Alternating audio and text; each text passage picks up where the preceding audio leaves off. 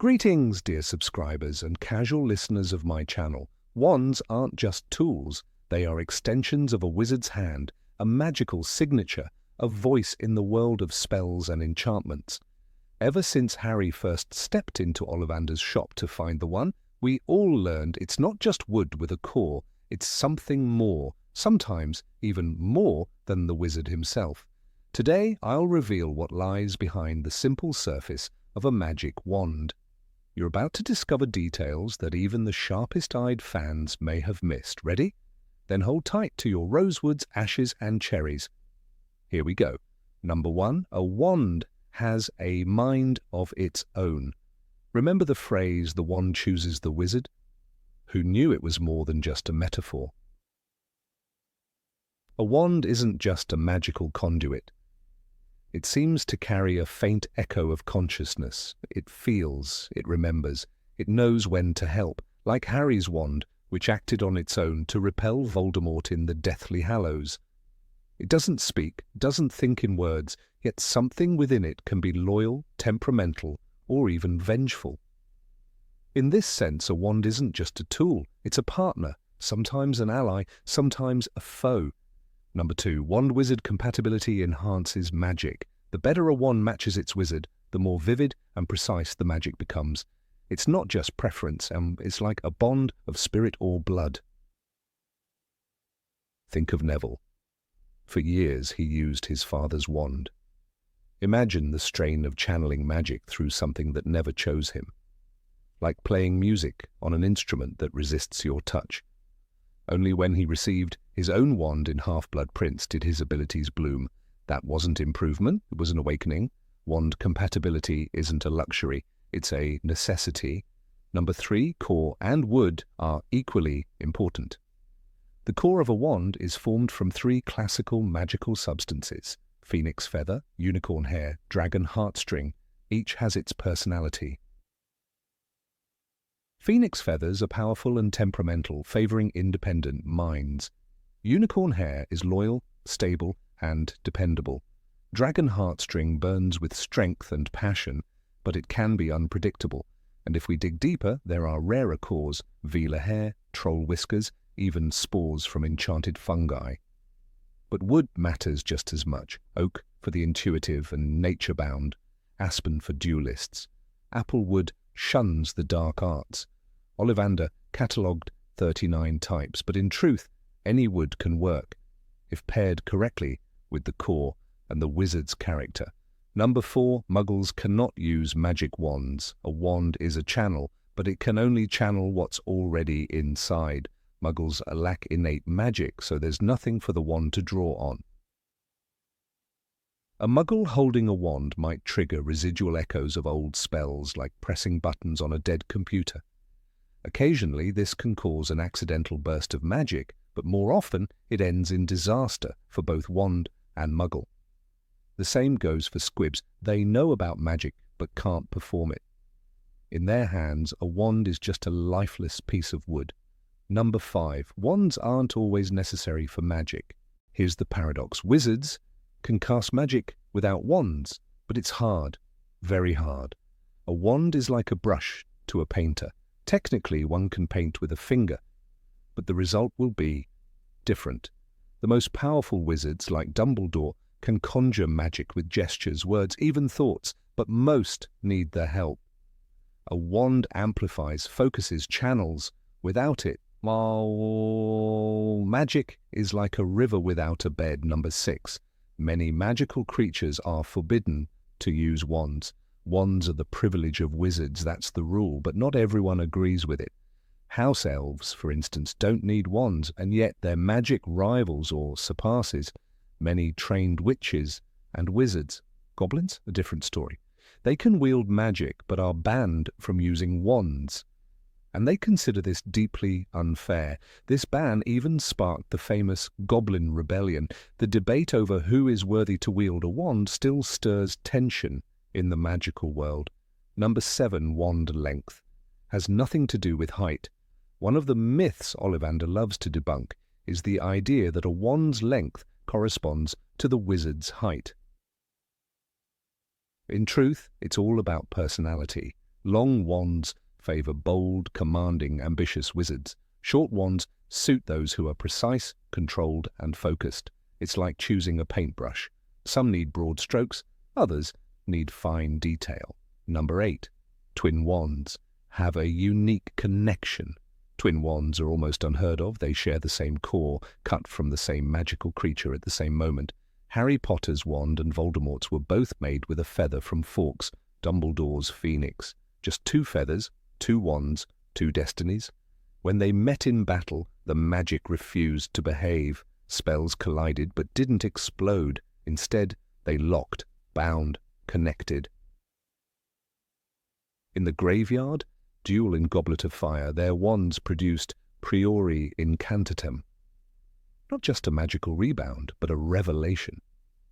Golden beads of light were spilling from Harry's wand, the book says, as images of Voldemort's past victims appeared. Cedric Diggory, Bertha Jorkins, Frank Bryce, and even Harry's own parents. The wands were forced into a magical standoff, neither willing to destroy the other, because they were one split in 2. This connection frightened even Voldemort. It wasn't just rare, it was dangerous. Twin wands don't obey the rules of normal dueling. They bend time, memory, power.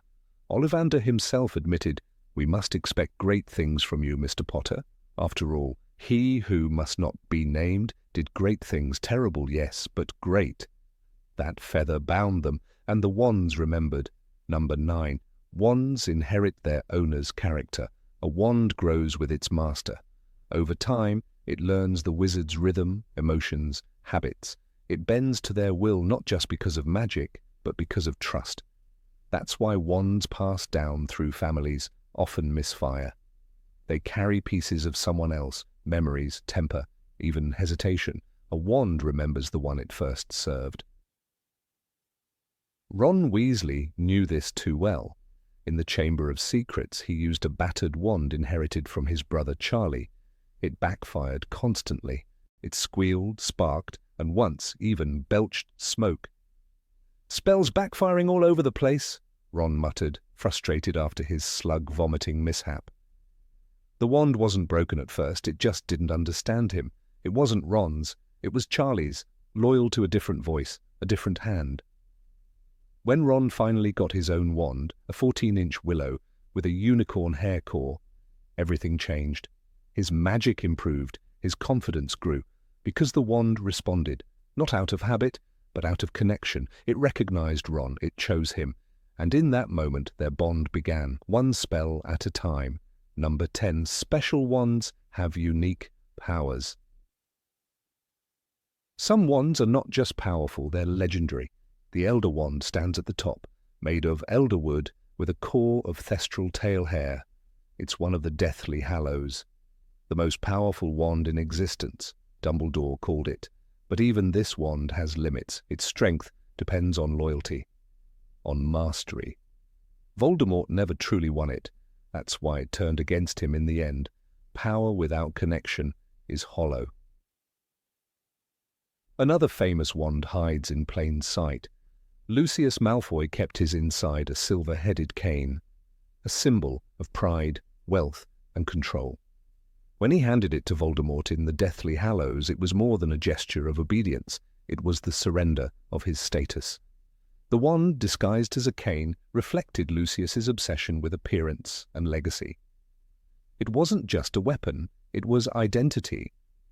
Some wands are enchanted with extra spells, protective charms, anti-theft enchantments, even self-repair mechanisms. These customizations are rare and expensive, but they exist. Old families like the Blacks or the Knotts were known to commission such work. A wand, to them, was an heirloom, a treasure, and sometimes a secret. Number 11. A wand can burn out. A wand can burn out. It's called magical exhaustion, but most wizards just say it goes dead, not all at once. First, spells misfire, then they lose strength. A wand that once answered with a snap becomes sluggish, unpredictable. Push it further and it stops responding altogether. It's not broken, it's emptied, like a voice that's been shouting too long. Dark wizards know this better than anyone. Bellatrix Lestrange went through 3 wands in her lifetime, each one sharper, crueler, more powerful than the last. Ollivander remembered it. The wand chooses the wizard, but if abused, it sometimes gives up. The Cruciatus curse, fiend fire, the killing curse. Dark magic corrodes more than the soul. It scars the wand. Bellatrix's final wand, walnut with dragon heartstring, was cold too. The touch, even in her hands, it trembled. Voldemort too was careful. He didn't burn out his own wand. He stole others instead. Dumbledore suspected this. That's why Voldemort hunted the Elder Wand. His U-wand had served him for years, but it was weakening. He needed a weapon that wouldn't fail. But even the Elder Wand, feared as it was, had limits, because magic has memory. And even the strongest wands, if forced too far, eventually fall silent. Number 12. Wands feel the loss of their owner. A wand doesn't just serve its master. It bonds deeply, invisibly. That's why when a wizard dies, the wand feels it. Some fall silent for days, others refuse to respond at all. There are even rare cases where a wand breaks on its own, without battle, without force, as if grieving, as if letting go. Dumbledore's wand, the Elder Wand, changed the moment he died. It didn't explode, it didn't fall to the ground, but it lost its loyalty, its soul shifted. The wand's allegiance was never truly yours, Harry tells Voldemort. The wand had chosen Dumbledore, and when Dumbledore was gone, it chose someone else, not the one who took it from his tomb, but the one who earned its trust. The magic within it sought continuity, not theft. Other stories are quieter. An old tale from Ollivander's journals tells of a witch whose U-wand burst into flames on the day she died in the Forbidden Forest. No one was there to cast a spell. The wand simply shattered. Wizards call it a soul snap. It's rare, but real. Magic, like grief, has no single form. It burns, it fades, sometimes it breaks. And that's why Aurors collect fallen wands with care, not just for safety, but for respect. Because that sliver of wood isn't just a tool, it's memory, history, loyalty. Losing a wand is hard, but watching one mourn, that's something only the oldest wand-makers truly understand. Number 13, repairing a wand, is complex and risky. Repairing a wand is not like fixing a teacup or mending a torn robe. Even skilled witches and wizards avoid it. Ordinary spells like reparo are useless against a snapped wand. The damage runs deeper than wood and core. It breaks the bond between magic and its channel. Most who try to fix a broken wand end up with something dangerous. It might misfire, it might explode, or it might simply die in your hand, cold and useless.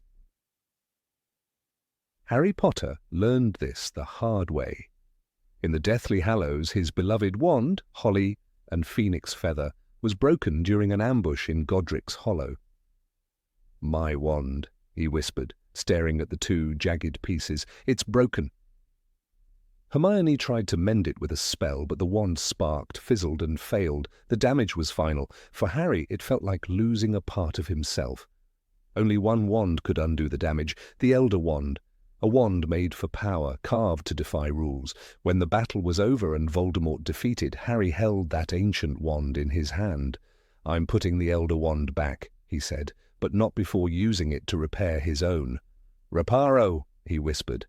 The wand pulsed, whole again. The magic surged back, not just the wood and feather, but the connection, the loyalty, the soul. Few have that chance. The Elder Wand is one of a kind. Without it, wand repair is more gamble than science. Most wizards choose a new wand instead. They mourn the old one, yes, but they move on, because even in the world of magic, some things once broken cannot be truly restored. Number 14. Wands can show false loyalty. Sometimes a wand gives in. It submits, but not with its full heart. This false loyalty can trick even experienced wizards. The wand will work, sparks will fly, spells will be cast, but something will always feel slightly off. The connection is incomplete. The wand hesitates, as if unsure whether it should obey the new hand or wait for its true master to return. Draco Malfoy's wand was a perfect example. In Deathly Hallows, during the chaos at Malfoy Manor, Harry overpowered Draco and took his wand. "You've got my wand," Draco said later, looking pale. At that moment, the wand had technically changed allegiance. It had been claimed in combat. The wand recognized that. And yet, when Harry tried to use it, the wand felt sluggish. It responded, but not with the fire it would eventually show. This odd tension lingered. The wand had not fully committed. In fact, it wasn't until Harry faced Voldemort that its true loyalty was tested. The Elder Wand, a far more powerful wand, refused to harm its rightful master. And why? Because, as Voldemort discovered too late, the wand's allegiance lies with you. Harry had become master not just of the Elder Wand, but of Draco's as well. Only then did both wands align completely with him. Wands can be stubborn, they can lie, they can act loyal while secretly resisting, until the bond is sealed through true magical recognition, not just possession. Their power remains unstable. A false bond is fragile, and in the heat of battle, it might be the difference between life and death. Number 15, a wand can take revenge. It was in the dusty corners of the Hogwarts restricted section that the tale of Gideon Roscoe first resurfaced, tucked between the yellowed pages of a forgotten disciplinary report from the winter term of 1871. Most students never saw it, and fewer still would have understood the significance even if they had. But those who read deeply into the ancient records of magical history, wand lore in particular, know the name Roscoe not for brilliance or villainy, but for a singular event that left behind scorched stone, a charred desk and an echoing warning in the air. Wands are not tools. They remember. Gideon was not an especially gifted student, nor was he cruel by nature. He was simply ordinary, a fact that had always quietly bothered him. Sorted into Hufflepuff, he was diligent but unremarkable, polite but unnoticed. His best friend, Malcolm Prewett, a wiry and excitable boy from a long line of Ravenclaws, had a different air. Malcolm's wand, a supple 13-inch vinewood with a dragon heartstring core, had been made by Ollivander the Elder himself, and it responded to his touch like an extension of his will. Gideon had watched, time and again, as Malcolm's spells flicked across the room like threads of silk, weaving light and force into effortless magic. The temptation didn't come overnight. It grew slowly, insidiously, as Gideon watched his own rigid wand of beech and unicorn hair stutter under his direction. His lumos flickered, his charms lacked power, and his frustration mounted. One bitter night after an argument, Malcolm had left his wand behind in the common room, tucked under a stack of herbology essays. Gideon, eyes darting through the half-light, slipped it into his robes. He told himself he would return it later. He told himself he just wanted to feel what real magic was like, even for a few minutes. What he felt instead was pain.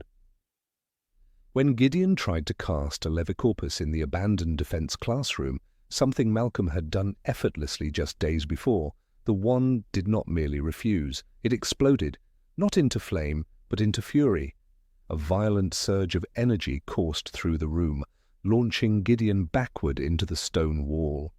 His robes caught fire, and though the flames were quickly extinguished by the classroom's defensive enchantments, a visible burn marked the palm of his wand arm. The vinewood wand dropped from his grasp, humming like a plucked harp string, and settled on the floor without a scratch, but Gideon was left dazed, bruised, and terrified. Madame Pomfrey, only an apprentice at the time, reported the incident with great detail. Burn is consistent with magical rejection, though rare in this extremity. Victim exhibited no control over the spell, apparent magical backlash from the wand itself. Professor Kettleburn, then head of magical artifacts, was consulted, and his conclusion was even more unsettling. The wand did not recognize the boy as its master, he wrote in his journal. In fact, it seems to have punished him, and not simply for misuse, but for theft. case, buried under decades of dust, would have been forgotten had it not been for the re-emergence of similar phenomena in the following century. The Department of Magical Law Enforcement noted 3 other cases where stolen wands retaliated against their unauthorized wielders. But Gideon's was the first on record to involve what experts later described as wand vengeance, a term coined by wand-maker Thaddeus Braithwaite in his controversial 1932 thesis Emotional Residue in Magical Cause, an Argument for Sentience. Braithwaite, often dismissed by his peers for his eccentric views, believed that wand cause, particularly dragon heartstring and phoenix feather, absorbed not just magical preferences but fragments of emotional memory. Wands are not blank slates, he wrote. They learn, they remember loyalty, and sometimes, when deeply wronged, they react not with indifference but with intent. He cited Roscoe's case extensively, arguing that Malcolm's wand had bonded so deeply with its original owner that it saw Gideon not as a temporary wielder but as a threat. There are hints of this principle in the canonical texts as well. In Harry Potter and the Deathly Hallows, Ollivander himself tells Harry, "The wand chooses the wizard." That much has always been clear to those of us who have studied wand lore. If you are not chosen, the wand may never perform as well for you. But what is often overlooked is what happens when a wand not only refuses to perform, but actively resists. Roscoe's burn was not a mere rejection. It was a defense mechanism. More disturbing still is the idea that the wand was not defending itself, but rather avenging its true master. When Malcolm found out what had happened, he was shaken. According to his private notes, later donated to the Hogwarts library by his granddaughter, he had felt a strange pull toward the defense classroom that very night. "It was as if something in my wand was calling out," he wrote. "Not in words, not in thoughts, just a pressure, a heat, like anger, waiting in silence." This idea of wand consciousness, while never officially recognized by the ministry, found quiet support among a few progressive wand makers. Cassandra Muldoon, apprenticed to the last of the French branch of the Ollivander family, described in her memoirs how certain wands refused to be sold, vibrating or even cracking when touched by the wrong person. "It is not so simple as compatibility," she wrote. "Some wands are proud, some are possessive, some forgive, and some do not." Theories about wand revenge vary, but the most accepted view is that a powerful emotional bond between wand and master, particularly formed over years of use, creates a sort of magical resonance. If another witch or wizard attempts to use the wand with ill intent, especially if the previous owner suffered in the process, the wand can discharge built-up magical energy. Whether this is a random release or a targeted strike is the matter of heated debate. Number 16, Ollivander has his own wand classification. In the quiet, dust-laced interior of Ollivander's wand shop, where thousands of wand boxes sleep in careful rows, each marked with a modest tin label, few visitors suspect that beneath this apparent simplicity lies a system far more complex than just matching wood with core. While customers may assume Garrick Ollivander relies solely on well-known combinations like phoenix feather and holly or unicorn hair and vine, those who've spent time studying the peculiarities of wand lore understand that the wand maker possesses a private, intricate classification of his creations, one that defies written textbooks and rests solely within his mind and his hidden ledgers. To Ollivander, a wand is not just an object of magical utility. It is a creature of temperament and mystery, something with will, instinct, and behavior. The wand chooses the wizard, yes, but how it chooses and why it does so with a bias shaped by its own internal essence. Ollivander, perhaps the most renowned wand maker in Britain, is believed to keep secret notes detailing the behavioral profiles of each wand he crafts. These are not recorded publicly, but whispers in Diagon Alley and testimonies from former Hogwarts students suggest that Ollivander uses terms like stubborn, proud, honest, flexible, jealous, or even combative when referring to wands, not their owners, but the wands themselves. It is not simply the wood or the core that imbues the wand with personality. It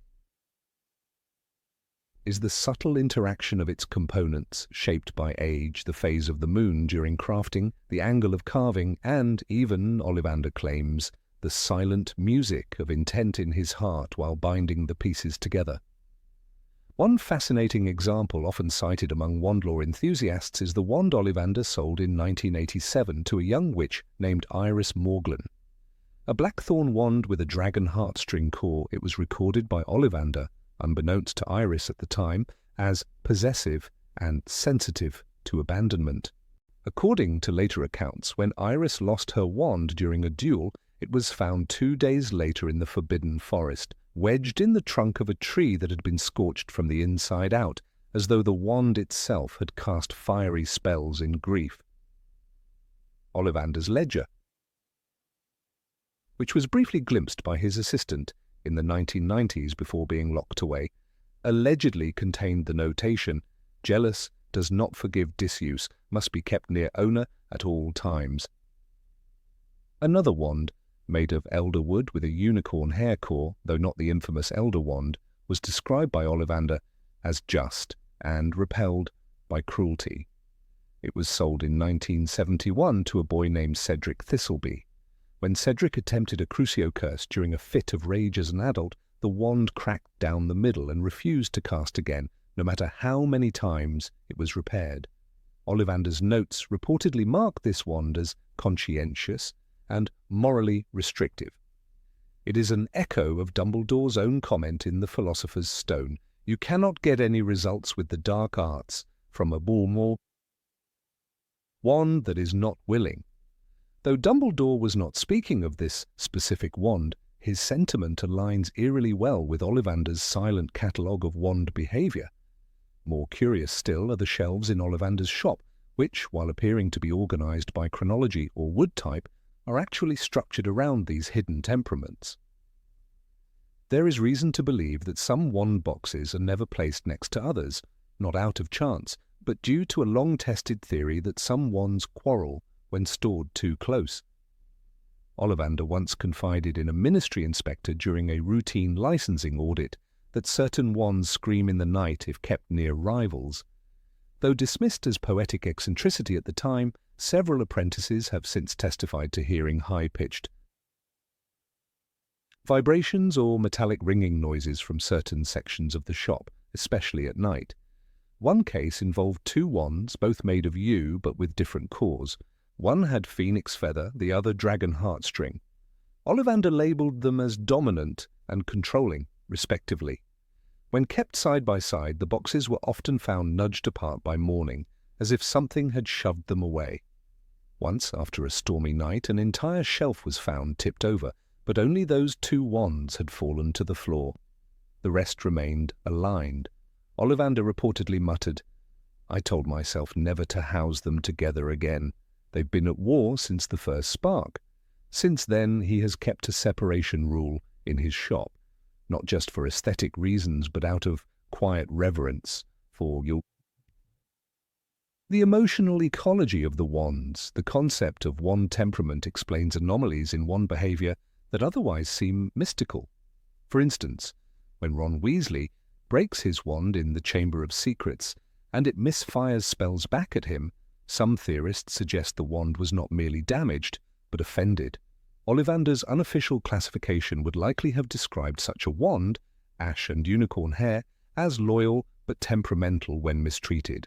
The fact that Ron's wand snapped during a moment of physical force may have insulted its essential loyalty, causing it to rebel rather than comply. And then there are tales of wands that refuse to work altogether, even when matched by wood and core with compatible owners.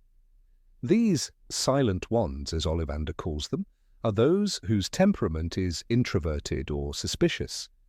In rare cases, such wands require their owner to pass through weeks of unspoken testing, proving character, sincerity, or purpose before beginning to respond. Luna Lovegood's wand, which she received later in her school years and is described as very flexible and unusually quiet, is believed to have been one of these.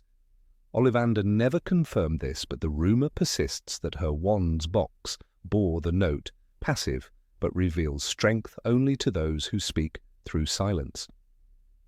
Number 17. Crafting a wand can take months. In the quiet back room of Ollivander's, where layers of dust danced in the shafts of light slicing through the old curtains, there was no rushing the sacred craft of wand-making. The faint smell of old parchment and cedar shavings lingered in the air, mingling with something older, something almost metallic, like time itself had left traces in the wood. Here, where history whispered through every grain of the floorboards, the process of creating a wand was less a craft and more a ritual, an act of communion between material, magic, and mystery. Every wand that left Garrick Ollivander's hands bore the weight of careful deliberation and intuition, sharpened by generations of practice. Wand lore was not taught in Hogwarts. It was inherited, nurtured like a fragile ember across lifetimes. Ollivander once told an inquisitive ministry official, "The wand chooses the wizard, Mr. Scrimgeour, but only after I have chosen the wand's soul."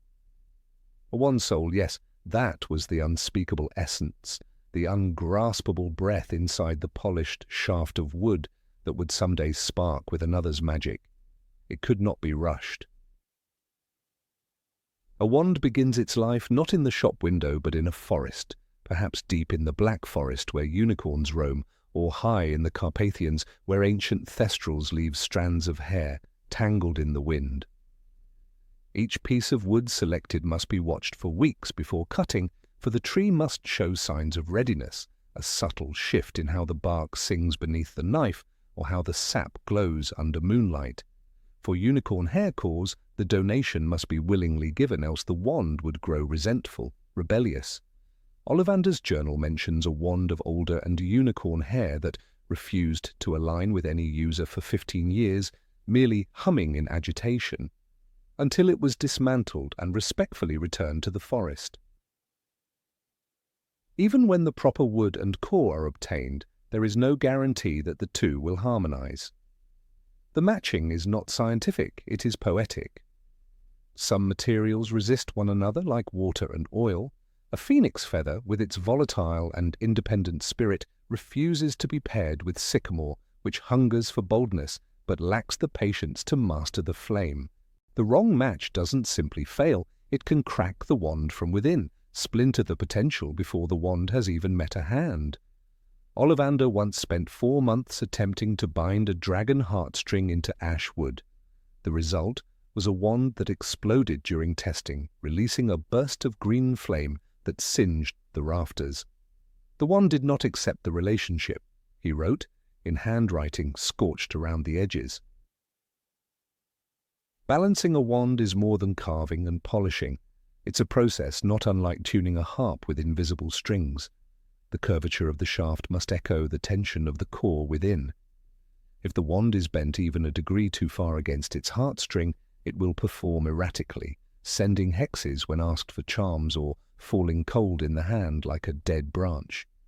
Some cores, especially thestral tail hair, require extreme precision in alignment. These wands possess a subtle arrogance and rarely accept users who have not seen death. To craft them is to walk a tightrope of invisible tension. Ollivander referred to thestral core wands as the skeptical ones. Once the wand is formed in rough shape, it must rest, not just to dry or settle, but to adapt. This period can last days or weeks. The wand must dream, as ancient wand-makers called it. In this time, its wood and core whisper to one another, test their boundaries, reach toward harmony, or discover they are incompatible. A wand that awakens with resistance will never perform true magic, only mimicry. One of the oldest known wands made from yew and troll whisker failed in this phase and was buried in consecrated ground to prevent it from cursing future users. It had learned hate in its sleep, wrote wand historian Émile Chardon. Testing follows, an art as much as the crafting. A true wand maker does not test with spells but with silence. The wand is lifted, breathed upon, weighed in the left hand and the right, exposed to moonlight and firelight. It is brushed with basilisk oil and dipped in runic-infused ink. Some wands shiver when near water, others pulse with light when the right song is played. Ollivander's father once crafted a wand of vine and phoenix feather that hummed only when a certain melody was whistled, an Irish lullaby whose origins remain unknown. "She likes to sing before she speaks," he had murmured. Each of these steps demands days, sometimes weeks, and sometimes a wand must be remade entirely, its core removed and replaced, or its shaft shortened, or its handle recarved. Ollivander, in one rare note, described spending 78 days on a single wand, only for it to reject every core he offered. When he finally placed a strand of Vela hair into it, it pulsed once, brightly, and fell still. The wand was eventually sold to a witch who would go on to become the youngest divination professor in the history of Hogwarts. She claimed it whispered secrets when the wind blew east. The difficulty is compounded by the unpredictability of magic itself. Magic is not mechanical, it is emotional, moody, deeply tied to intention. A wand maker must sense the mood of their own magic when working. On days of grief or anger, crafting is forbidden. The magic might infect the wand, leaving it haunted by its maker's turmoil. Legend tells of Leontius Bramble, a wand-maker of the 13th century who continued to work after his wife died. His wands became notorious for backfiring with laughter during solemn spells. "They weep when you should not," noted a buyer. Eventually, Bramble's name was struck from the guild. Number 18, magic, strengthens with the owner's experience. Minerva McGonagall's wand was not simply a tool, it was a living testament to years of discipline, crisis, and quiet mastery. Crafted from fir wood and housing a dragon heartstring core, her wand had stood with her through wars, duels, and transformations. But what truly gave it its formidable edge wasn't merely the rare materials or the precise construction. It was time. Decades of loyal service, practice, and the emotional weight of thousands of spells had sculpted it into something more than an object. The wand had grown with her, adjusting to her rhythms and expectations until it no longer merely obeyed commands but anticipated them. Her transfiguration spells were renowned, not just for accuracy but for elegance, silent flicks that shifted matter with barely a whisper. That kind of magic doesn't come from theory or bloodline, it comes from a bond nurtured over time. Severus Snape's wand, ebony and stubborn, had once been like a locked door. The young boy who first held it was full of anger and ambition, pain and hunger.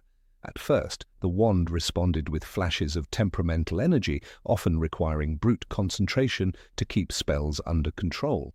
But with each incantation whispered in the dark corridors of Spinner's End, with each potion stirred and each forbidden curse tested, the wand began to shift. It came to understand the complexity of the man holding it, his dual loyalties, his buried guilt, his relentless pursuit of precision. By the time he strode the halls of Hogwarts as potions master, the wand no longer needed direction so much as intention. It became an extension of his silence, his sharpness, his will. Snape raised his wand and pointed it directly at Dumbledore. Avada Kedavra. The spell was cruelly efficient, not just because of Snape's power, but because his wand had learned his finality. Hermione Granger's wand, vine wood with a dragon heartstring core, was chosen early in her first year, a moment she approached with excitement and academic curiosity. At first, it was raw precision and talent that drove her success, but what turned her wand into a true partner wasn't intellect, it was loyalty, emotion, and experience. As she navigated the Triwizard Tournament's dangers beside Harry, as she wandered through the forests hiding from Death Eaters, casting protective enchantments night after night, her wand grew. Closer to her, it began to resonate with her convictions, her fears, and her deep capacity for love and justice. During the Battle of Hogwarts, her spells flew with ferocity and grace, It wasn't just skill, it was years of living through magic, not merely studying it. The wand had become her ally. Wands are made with intent, but they are shaped by experience. Ollivander knew this well when he remarked, "The wand chooses the wizard, remember? I think we must expect great things from you." But what he left unsaid is that while the wand chooses, it also waits. It waits to grow, to evolve, to mold itself to the wizard's emotional fingerprint. Every duel, every defense, every act of kindness or vengeance adds invisible threads to the fabric that connects wand and wizard. The bond isn't forged in the shop, it's forged in battlefields, libraries, and moonlit conversations. It's not instantaneous, it's cultivated. Albus Dumbledore's original wand, before the Elder Wand came into his possession, was rumoured to be of birch and phoenix feather, though even that remains a mystery. Regardless, by the time he faced Gellert Grindelwald in their legendary duel, it was clear that Dumbledore didn't just cast spells, he harmonized with them. His wand moved as though it breathed his thoughts, releasing magic that was not just powerful, but meaningful. It was this fluidity, this depth of understanding that made him formidable. When he acquired the Elder Wand, he treated it not as a weapon, but as an old friend.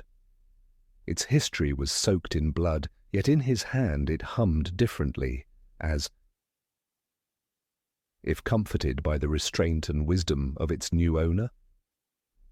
Wands know the touch of their masters, and they respond accordingly. Ron Weasley's wand journey illustrates this partnership's complexity. His first wand, 12 inches, ash, with a unicorn hair core, was second-hand and frequently misfired. It snapped during the flying car incident, and for the rest of that term, it backfired with comic and sometimes dangerous results. But when he received his own wand, fashioned from willow and unicorn hair, the difference was almost immediate. Still, true cohesion took years, not until he faced the terrors of Horcrux hunting, the betrayal of fear in the forests, and the weight of choosing courage did his wand truly bond with him. The willow wood, known for adaptability, reflected Ron's growing confidence. It was only when he became not just Harry's best friend, but a hero in his own right, that his wand started casting with power and precision, not mimicry.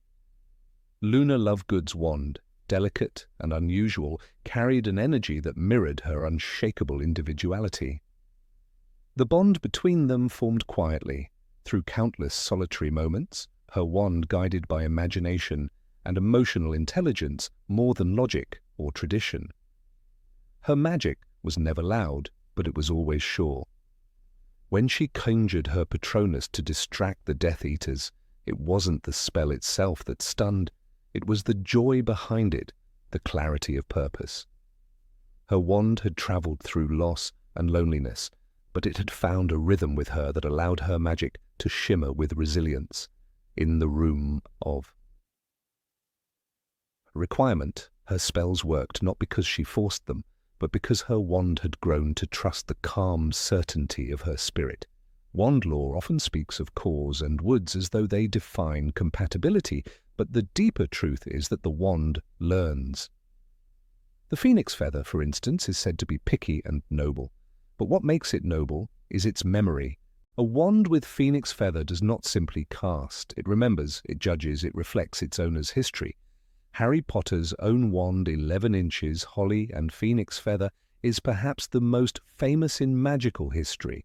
When he first used it, he created destruction in a shop full of potential, sending gold sparks into the air. But it was in the graveyard during the duel with Voldemort that his bond with the wand became undeniable.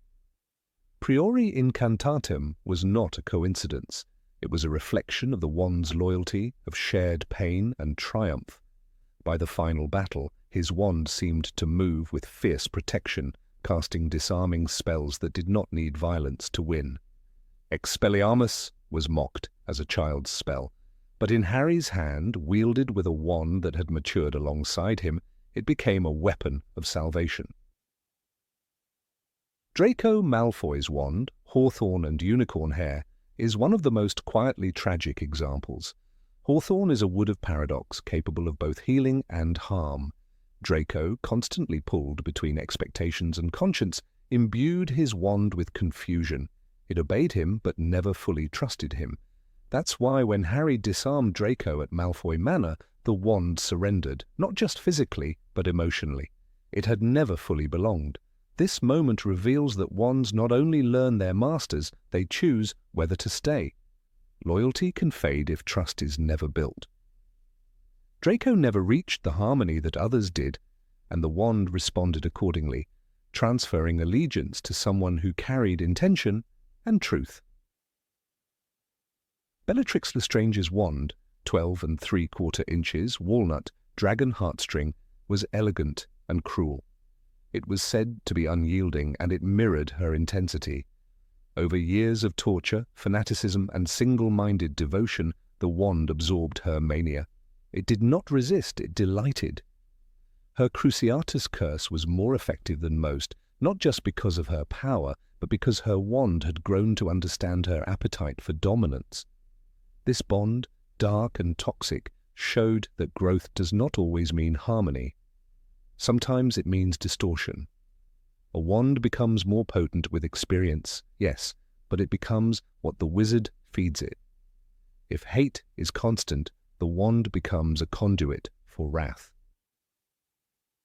Neville Longbottom's relationship with his wand offers perhaps the most inspiring narrative of growth. His first wand was his father's, and it never truly fit. It obeyed grudgingly, as though grieving its former master. Only after receiving his own wand, Cherrywood with unicorn hair, did Neville begin to blossom. His spells became confident, his stance strong. The turning point came during Dumbledore's army training. Every incantation whispered beside Ginny, Luna, and Harry solidified his confidence.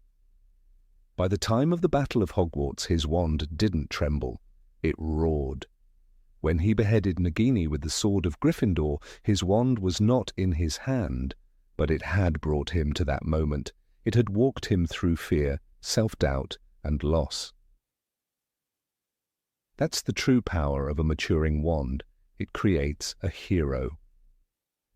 Remus Lupin's wand, though never described in detail, carried the weariness of exile and the dignity of compassion. Every charm he cast to soothe a werewolf child, every defensive spell against Death Eaters, every lesson he gave in the defense against the dark arts classroom added warmth to the wand's memory. It became a wand that answered not just skill, but empathy. When he conjured his Patronus, a silvery wolf, it was always crisp, always bright. His wand had learned his sorrow and chose to cast not with bitterness, but resolve. The bond between them wasn't forged in grandeur, but in the quiet resistance of a good man trying to live in a hostile world. Kingsley Shacklebolt's wand movements were described as swift, clean, efficient. He didn't flourish, he carved. Aura training shaped not only his reflexes, but also his wand's response time. Years of casting non-verbal spells, shielding charms, and tracking hexes created a wand that was both loyal and lethal. It's said that he once cast a protective enchantment across a Muggle neighborhood without saying a word. His wand, seasoned by necessity and duty, needed no instructions. It felt his intentions like a heartbeat. The Weasley twins, Fred and George, used their wands with mischief and creativity, but those wands became dangerous only when heartbreak arrived. Before the war, their pranks, their fireworks, their inventions trained the wands in spontaneity and surprise. But in the Battle of the Seven Potters, when George lost his ear, the energy shifted. Magic became not just fun, but personal. Their spells sharpened, their reflexes honed by urgency. After Fred's death, George's wand responded with grief. Every spell it cast seemed heavier, lonelier. The bond, once defined by laughter, became sacred. Tonk's wand learned to adjust. A metamorph magus herself, she changed often, not just in looks but in emotion. Her wand responded to her chaos, her vibrant affection, her need to protect. As an aura, she faced darkness constantly, but her wand remained true because it understood the woman beneath the pink hair and clumsiness, a warrior who loved fiercely. Her wand matured with her, culminating in spells that were defiant and brilliant in the face of death. Even Peter Pettigrew's wand had a story to tell. Once it served a boy full of admiration and insecurity. Over years it learned betrayal, cowardice, guilt. When he turned it against his friends, the wand obeyed, but reluctantly. It's said that a wand can hesitate, falter slightly, when forced to act against its own spirit. Pettigrew's spells were often erratic, as though the wand itself protested. In the end, the wand could not protect him.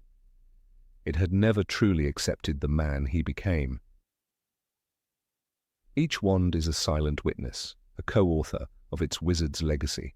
It does not merely cast, it remembers, adapts, evolves. Experience doesn't just make a wizard better, it makes their wand wiser.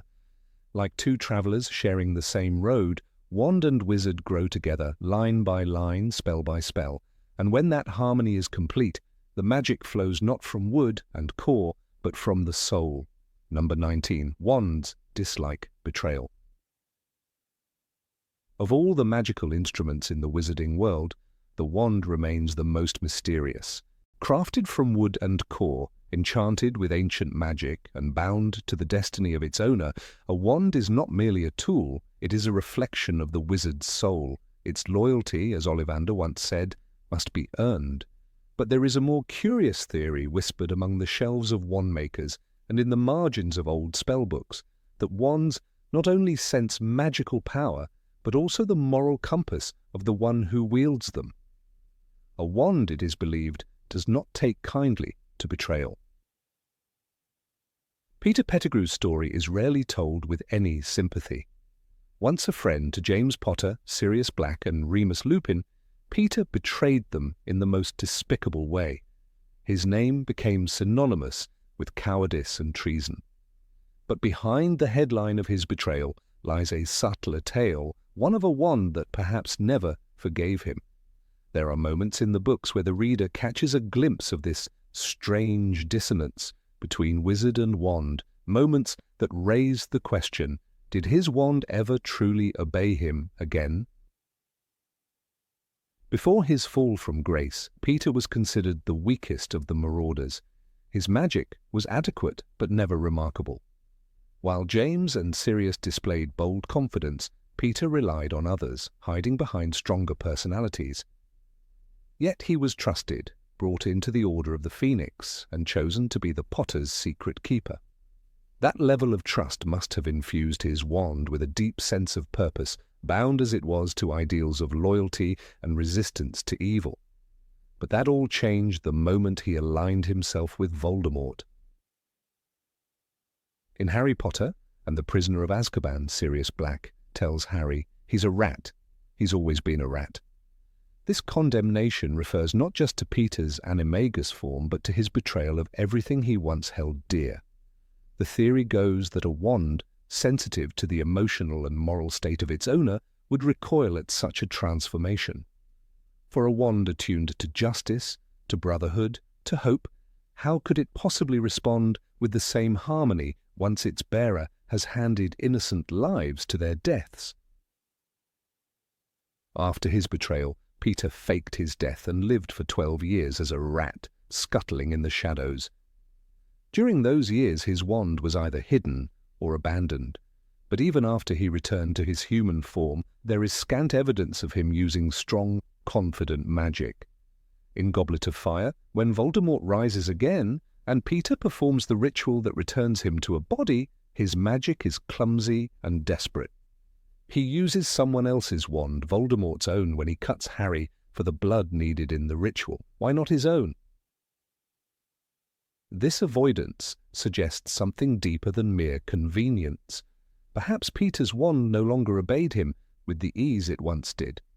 After all, the wands in Rowling's universe have personality. As Mr. Ollivander said in The Philosopher's Stone, the wand chooses the wizard, but just as a wand may choose, it may also refuse. Loyalty flows both ways. A betrayal of ideals may sever the unspoken bond between wood, core, and hand. Consider also the Death Eaters. Most wield powerful magic, often destructive and cruel. Yet even they seem to rely heavily on borrowed power or collective rituals, perhaps because their own wands resist their twisted motives. Bellatrix Lestrange's wand is an exception, perfectly suited to her madness. But Peter's nature was never steeped in conviction, only in fear. His choice was not a fanatical turn to evil, but a coward's retreat from danger. This moral hollowness, this lack of principle, may have rendered his wand confused, perhaps even disloyal. In Deathly Hallows, Peter's end is telling. When he hesitates to kill Harry, the silver hand given to him by Voldemort turns against him. It chokes him to death for his moment of compassion. But this moment is significant for another reason. The wand is not used in this scene. There is no spell, no attempt at magic to defend himself or complete the task. Was he too stunned? Or had he given up? Or did he already know his wand would not respond? In this final scene, Peter's demise is not marked by a duel but by silence. The absence of his wand is deafening. A wizard dies not in battle, but in surrender, killed by a tool meant to serve him. This is not merely poetic, it may be the logical end for a wizard whose wand had long since abandoned him. For magic is not just about power, it is about harmony, intention, and trust.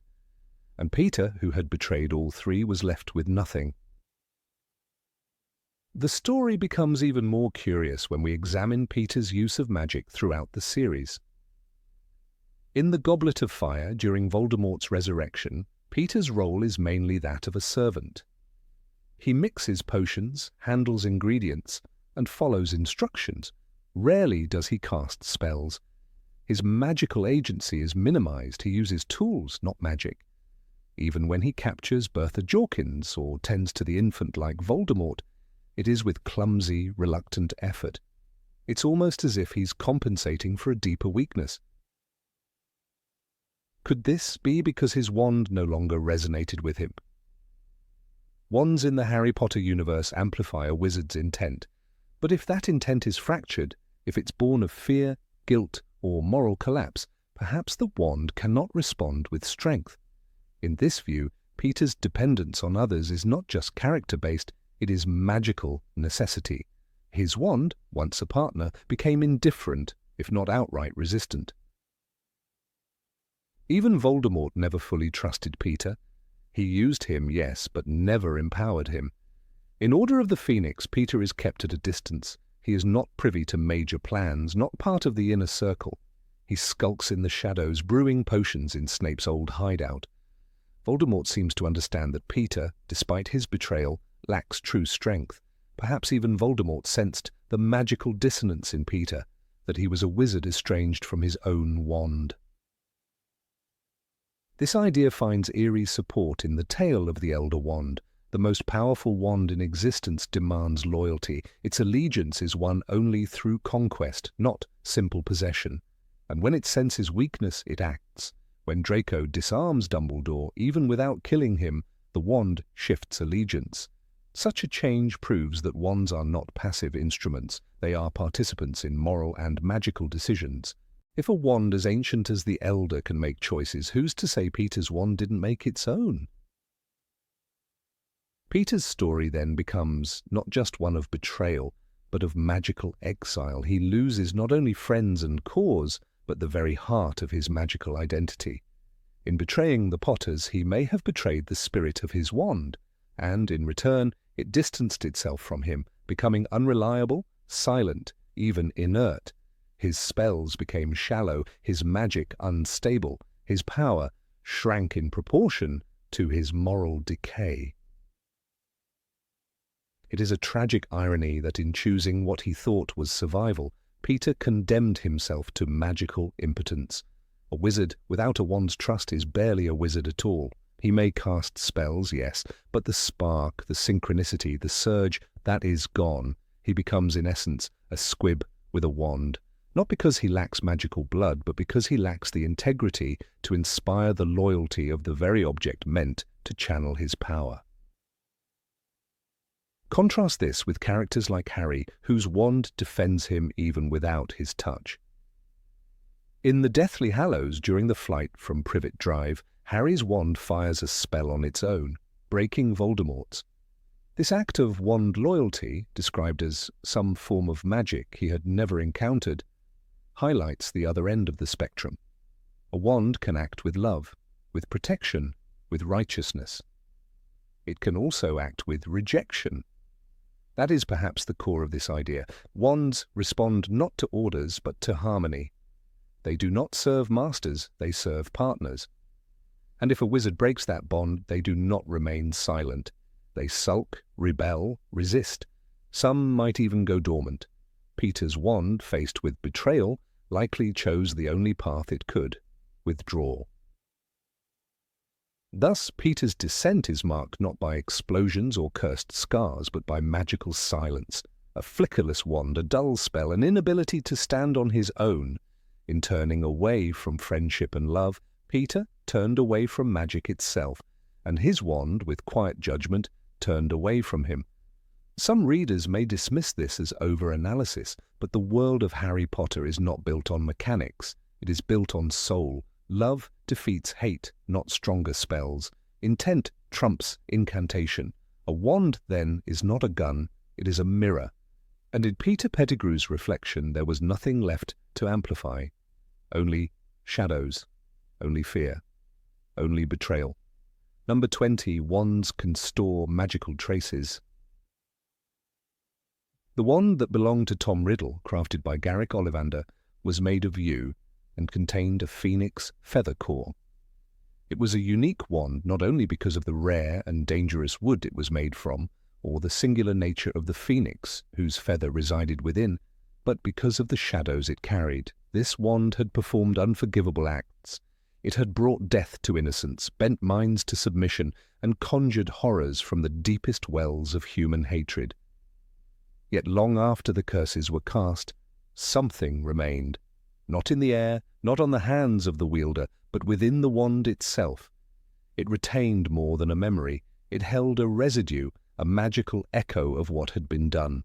When Amos Diggory carried his son's lifeless body out of the Triwizard Maze, and Harry's own wand trembled with the force of priori incantatem, it became clear to all that magic leaves fingerprints.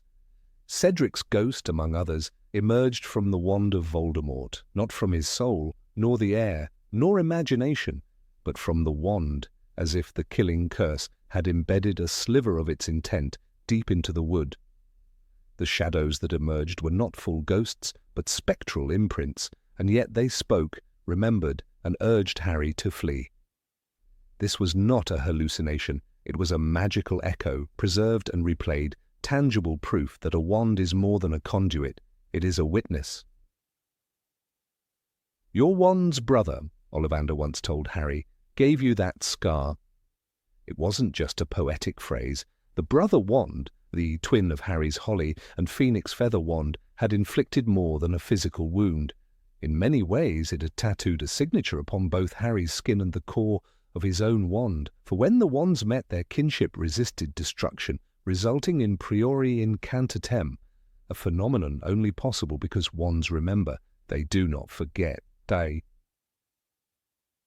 The Ministry of Magic is well aware of this. In fact, the Department of Magical Law Enforcement has long relied on a forensic charm known as priori incantato, a less chaotic and more deliberate form of the effect Harry witnessed. When cast upon a wand, this spell reveals the last spell it performed. It does not require intent from the wand, it forces it. The wand is made to speak in a way, offering a glimpse into its recent magical activities. This spell is not only used in legal investigations, but is also considered a vital tool in aura training. Learning to interpret the magical signatures left behind is a specialized skill.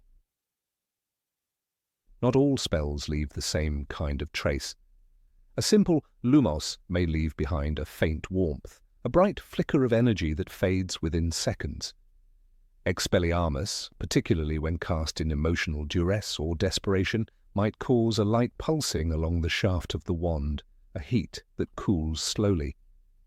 These are transient impressions, like breath on glass, but darker spells like the Cruciatus Curse or Avada Kedavra tend to sink deeper into the wand's core, much like oil seeping into parchment. The residue they leave behind can remain detectable for weeks, months, or in some cases, indefinitely. Wand lore, the complex magical science studied by wand makers, teaches that the core of the wand, whether phoenix feather, dragon heartstring, or unicorn hair, is not only reactive, but absorptive. When a wizard performs magic, the core not only channels the spell, but also records, in a mystical sense, the intensity, nature, and even emotional coloration of that moment. A unicorn hair might tremble faintly after casting healing magic, resonating with compassion. A dragon heartstring might hum with aggression or flicker with pride after a duel.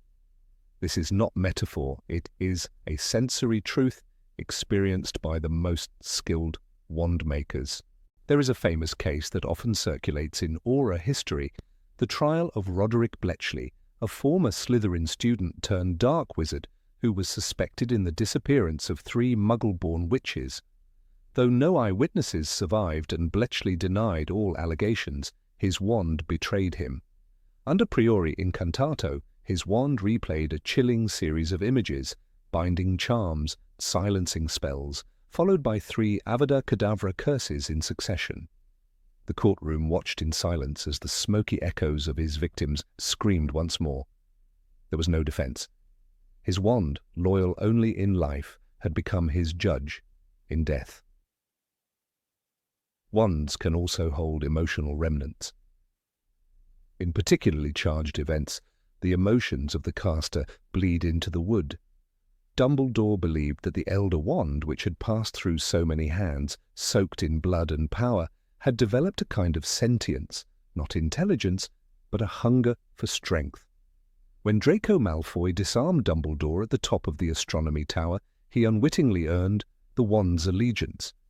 That transfer was not mere symbolism, it was rooted in magical memory. The wand knew who had last overpowered its master and responded. In the field of magical artifact recovery, particularly when dealing with wands from long-dead duelists or ancient graves, investigators have discovered that wands sometimes release echoes unprovoked. These are not the result of priori incantato, but spontaneous reactions, wand shivers, phantom flickers of light, or ghostly whispers. These are interpreted as emotional remnants embedded deep within the wand's structure. Just as a well-worn book smells of its owner, a wand may weep the grief of the dying, or hum the thrill of battle long after the battle is lost. This phenomenon has led some wand-makers, such as Grigorovich, to believe that wands are not merely tools, but repositories, magical diaries, so to speak. Though not sentient in the human sense, they absorb not only the spells cast through them, but also a fraction of the will and emotion of the wizard at the moment of casting. When Harry used the disarming spell against Voldemort in the Forbidden Forest, and their spells met again, it wasn't just a collision of magic. It was a battle of memories, intentions, and emotional weight. The wand, already familiar with Harry's spellcasting nature, resisted Voldemort's will. It did not obey. Even within the discipline of magical history, some scholars have proposed that certain ancient wands may contain fragments of magical culture long forgotten. The infamous wand of Eldon the Silent, discovered buried in a ruined monastery, emitted faint Latin incantations when exposed to moonlight. Though no one had used the wand in over 500 years, it still echoed with the prayers and protection spells of its original owner. This supports the belief that magic, particularly when infused with devotion or desperation, leaves a mark beyond time. The ethics of wand investigation remain controversial. In legal terms, a wand may be examined under ministry decree if the owner is accused of a serious crime. However, some see this as a violation of magical privacy. A wand is like a part of the soul, argued Professor Batilda Crouch in her essay on magical autonomy. To read it without consent is to trespass upon the wizard's innermost self. Nonetheless, the practice continues, especially in high-profile cases where a wand's testimony can mean the difference between Azkaban and freedom. The infamous case of Morfin Gaunt is another example. Accused of murdering a Muggle family, he claimed innocence, but his wand revealed otherwise, except it didn't. Later, it was discovered that Tom Riddle had stolen Morfin's wand and used it to commit the murders, framing his own uncle. This revelation came too late. Morfin, broken by memories that weren't his, and justice that wasn't just, died in prison. His wand had told the truth, but the wrong man paid the price. In this case, the trace left behind was real, but context was ignored. A reminder that even magical evidence must be interpreted with care. The process of analyzing a wand's magical residues is not merely mechanical. Skilled analysts must interpret the flow, coloration, and texture of the spell echoes. A bright golden stream might suggest a protective spell. A dark red spiral might indicate a blood-binding charm. The emotional tone is harder to measure but can sometimes be felt through tremors, vibrations, or resistance. In rare cases, the wand may even resist revealing its history, particularly if bonded deeply with its master. In such moments, the wand seems almost loyal. In Ollivander's workshop, thousands of wands sit in silence. But to a sensitive hand, some vibrate slightly. A wand that has seen war hums with readiness. A wand used in childbirth carries a warmth unlike any other. Some are volatile, carrying traces of spells cast in hatred. Ollivander himself once said, "Every wand has a story, and those stories are not always told by mouths." He believed wands could love, hate, fear, and remember. He claimed that the holly wand with phoenix feather core that chose Harry did so not out of chance, but resonance with his heart and with his future.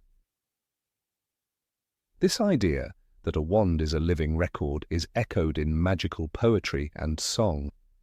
In a lullaby sung in old magical families, mothers would whisper, "Wand of willow, soft and fair, hold her dreams and hold her care." The belief that a wand might hold not only spells but feelings, joys and wishes is part of ancient magical tradition. Some even bury their dead with their wands to preserve their essence. Others burn them, fearing that dangerous echoes might remain. In dueling culture, wands are sometimes passed down generations.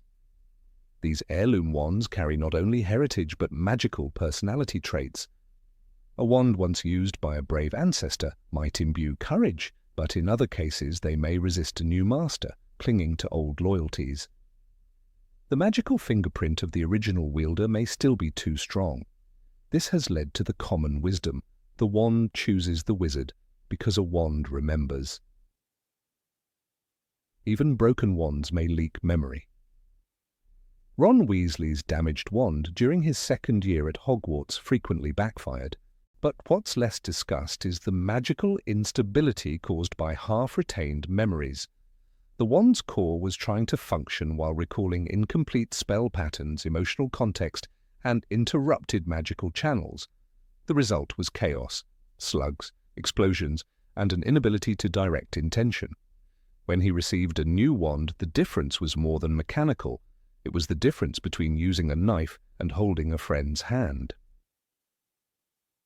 In the Department of Mysteries, it is rumoured that there exists a wand library, an archive not of books but of ancient, forgotten wands. Some believe they are studied for the echoes they carry, their magical fingerprints used to reconstruct lost spells, a whisper of magic preserved like fossils in amber.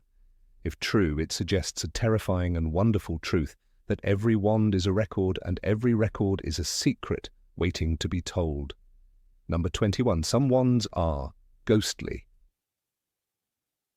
In the dusty silence of Ollivander's shop, tucked away between towering shelves lined with narrow boxes, strange things have been known to happen. The soft tick of the old clock, the scent of varnished wood and ancient magic, and the occasional hum of restless wands fill the air. But not every wand is content to rest. Some are different. Some vanish. These are called phantom wands by those who study the mysteries of wand lore. Rare, elusive, and deeply unsettling, these phantom wands appear in inventories, only to disappear without a trace.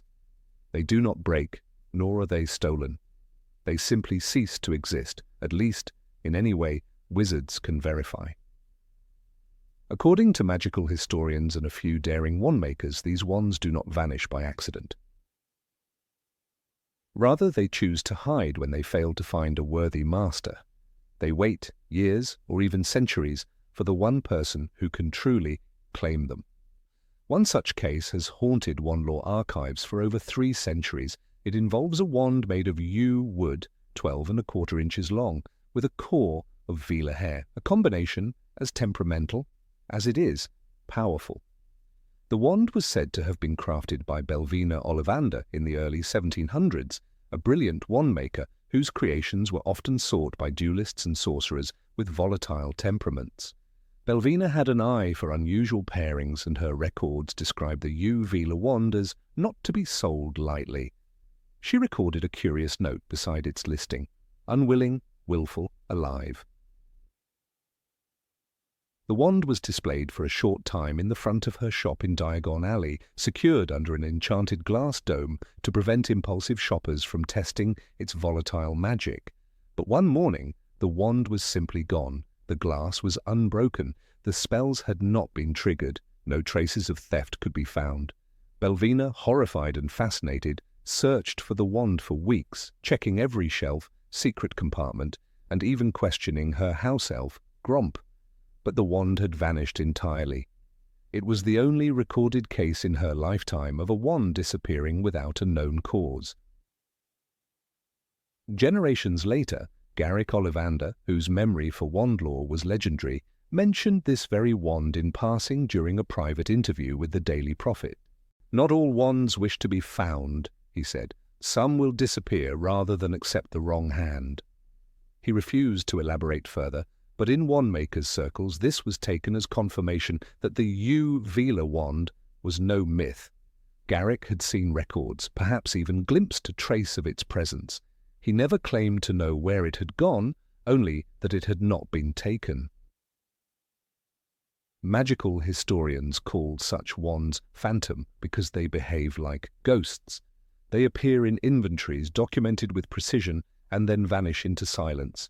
These wands do not snap, nor do they show signs of spell failure. More importantly, no known magic can summon them back. Axio spells, revealing charms, even rare tracking enchantments fail when used on phantom wands, as if the wand has slipped through the cracks of magic itself.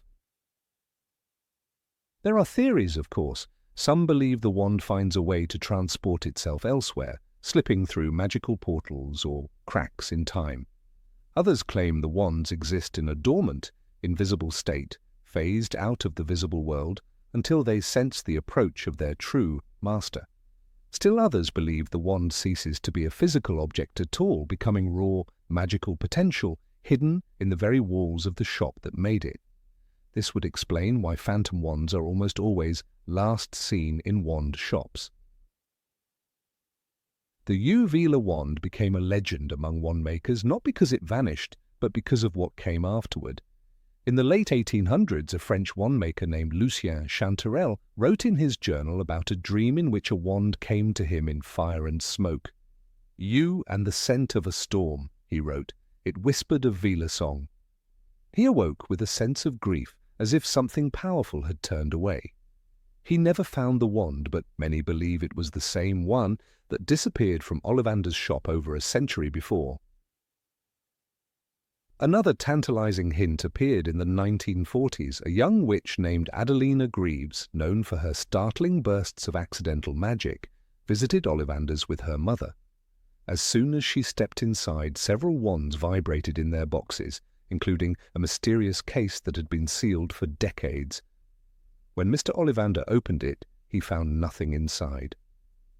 "This box was never empty," he later confessed to a colleague. "I don't know why I opened it. It was as if something had stirred, then gone." Adelina left with a completely different wand, but for a moment, something ancient had seemed to awaken. Such events are rare, but they recur often enough to defy coincidence. Every few decades, a wand disappears from a reputable shop, always under conditions that cannot be explained, always without signs of intrusion. The Ministry of Magic has no official stance on the phenomenon, though certain departments, particularly the Department of Mysteries, are rumoured to have their own files. These are not publicly accessible, but leaked memos have mentioned living resonance and non-physical displacement. The files use the phrase voluntary dematerialization, as if the wand had chosen not to exist. The most disturbing aspect of phantom wands is not that they vanish, but that they appear to be sentient in a way that surpasses even the usual responsiveness of wands. As Mr. Ollivander once said in Harry Potter and the Sorcerer's Stone, the wand chooses the wizard. But phantom wands appear to extend that choice into a kind of agency, refusing to exist if no wizard is worthy. They are not simply selective, they are guardians of their own destiny. They reject reality itself when the time is wrong.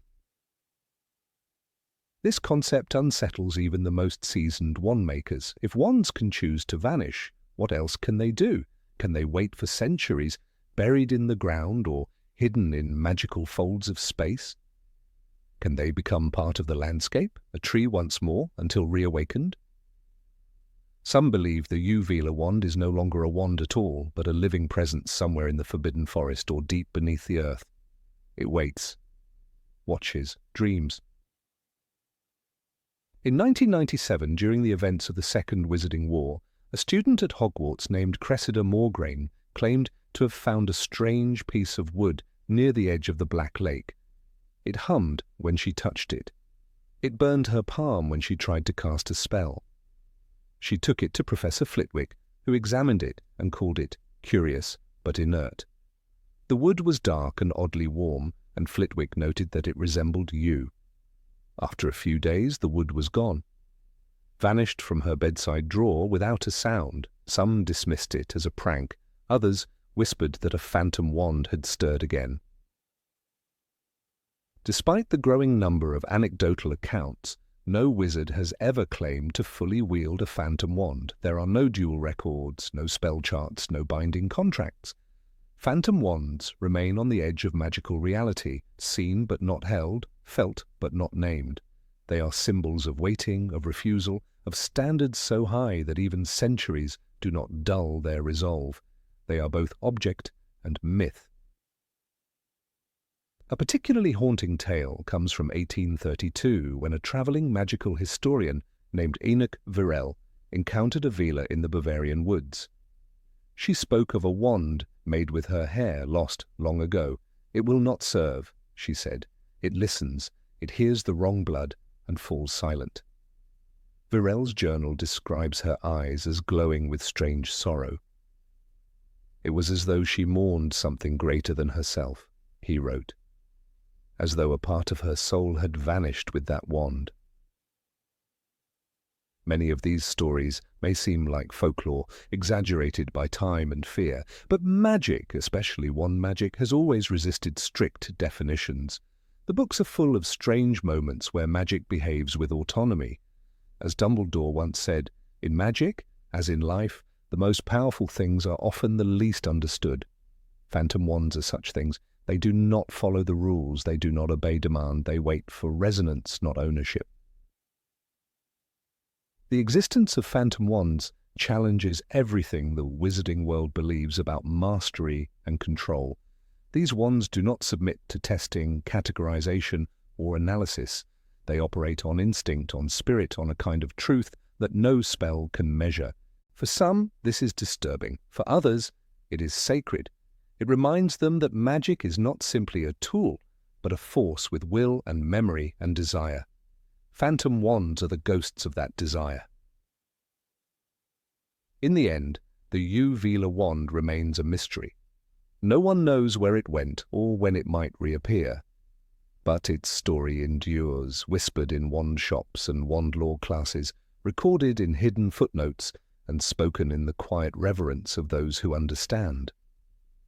It may surface again, in fire or shadow, in the hand of someone who does not seek power, but is power.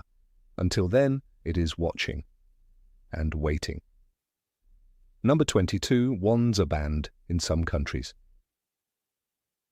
In the vast corridors of magical history, few objects have carried as much weight, reverence, and controversy as the wand.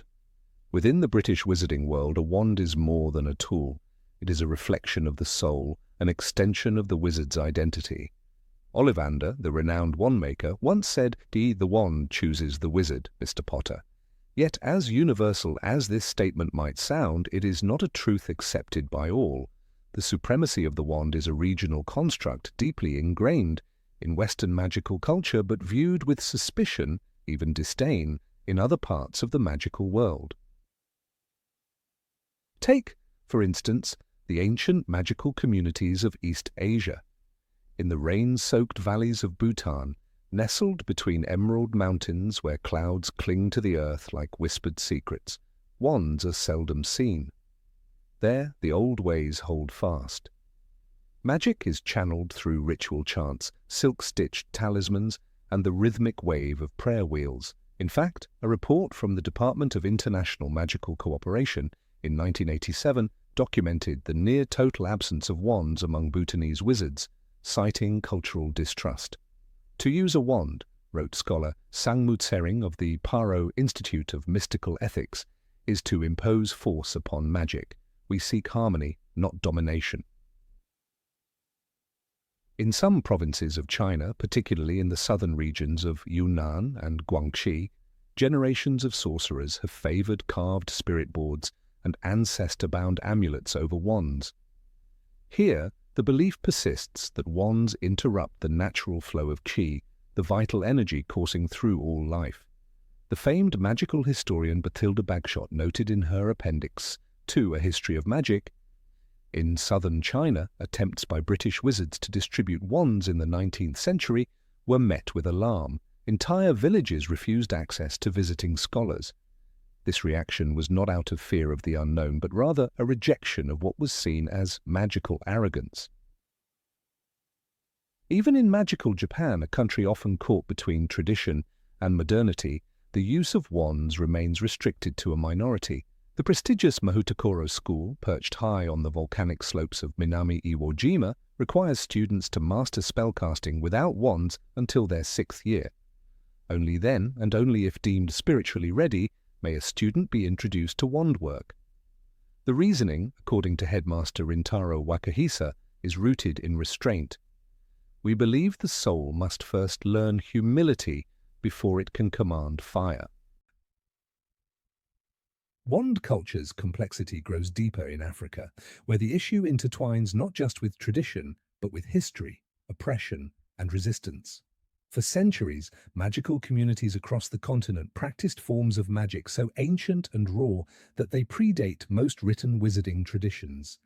In places like Mali, Ghana, and Zimbabwe, magic has always been a communal affair, passed through songs, dances, and the deliberate gesture of the hand. To those who walk the path of griots and spirit callers, a wand is an intrusion, an unnecessary stick thrust between the magician and the spirits they invoke. During the colonial period, European magical authorities, particularly those affiliated with the French and British ministries of magic, attempted to civilize African magic by introducing wand-based spellcasting. The initiative was led by figures like Sir Algernon Thimblewick, a British envoy stationed in Lagos in 1853, who wrote to the ministry, "Their magic is raw and uncontrolled. With our guidance, they may learn proper technique." But this imposition was met with quiet rebellion. Wands became a symbol of colonization, a tool used not to amplify magic, but to control its expression. One of the most vocal opponents of wand culture in Africa was Zilola Ngoma, a Congolese spirit weaver known for her mastery over ancestral magic. Refusing to touch a wand even once, she declared in 1921, "The wand binds what should flow free. My hands speak with the dead. What can wood know of bloodlines?" Her legacy is still honored in the Congo School of Spiritual Discipline, where wand use is outright banned. Students there are taught to connect with their ancestors using ritual drums, charms woven from the bark of the Moabi tree, and body movements resembling dance, but rich with layered meaning. These cultural practices are not signs of magical primitiveness. as was once arrogantly believed by Western observers, but alternate magical philosophies, vast and sophisticated. In Uganda, the renowned herbologist and enchantress Nabiria Kintu has spent her life documenting non-wand-based spellwork. In her publication, Roots of Power, she describes spells woven through breath patterns and rhythm, passed down orally and honed over centuries. The absence of a wand is not the absence of focus. Our focus lives in our breath, our pulse, our songs. Meanwhile, the American wizarding world presents a more hybrid situation. In the early years of Ilvermorny's School of Witchcraft and Wizardry, students practiced a mix of European wandwork and Native American magic, which traditionally involved no wands at all. The Pukwudgie community, magical creatures indigenous to North America, long scorned wands as tools of domination. William the Pukwudgie, a founding figure of Ilvermorny, once refused to touch a wand, claiming it was a British stick used to poke where magic doesn't want to go. Over time, while Ilvermorny formalized wand use, some families in the region, particularly descendants of Wampanoag and Cherokee wizards, maintained wandless traditions in private. Even among wandmakers themselves, there is a quiet acknowledgement that their craft is not universal. Grigorovich, the famed Eastern European wandmaker and rival to Ollivander, once admitted in a letter unearthed by magical archivists, "There are lands where my skill is worthless, where the song of magic needs no tuning fork." The very existence of wandless spellcasting complicates the idea of the wand as the primary conduit of magical power. It raises questions, uncomfortable ones, about whether Western magical education, so reliant on wand use, may have blinded itself to deeper currents of raw magical tradition. What makes this even more fascinating is the inconsistency in magical law enforcement. The International Confederation of Wizards has long debated whether wands should be regulated across borders.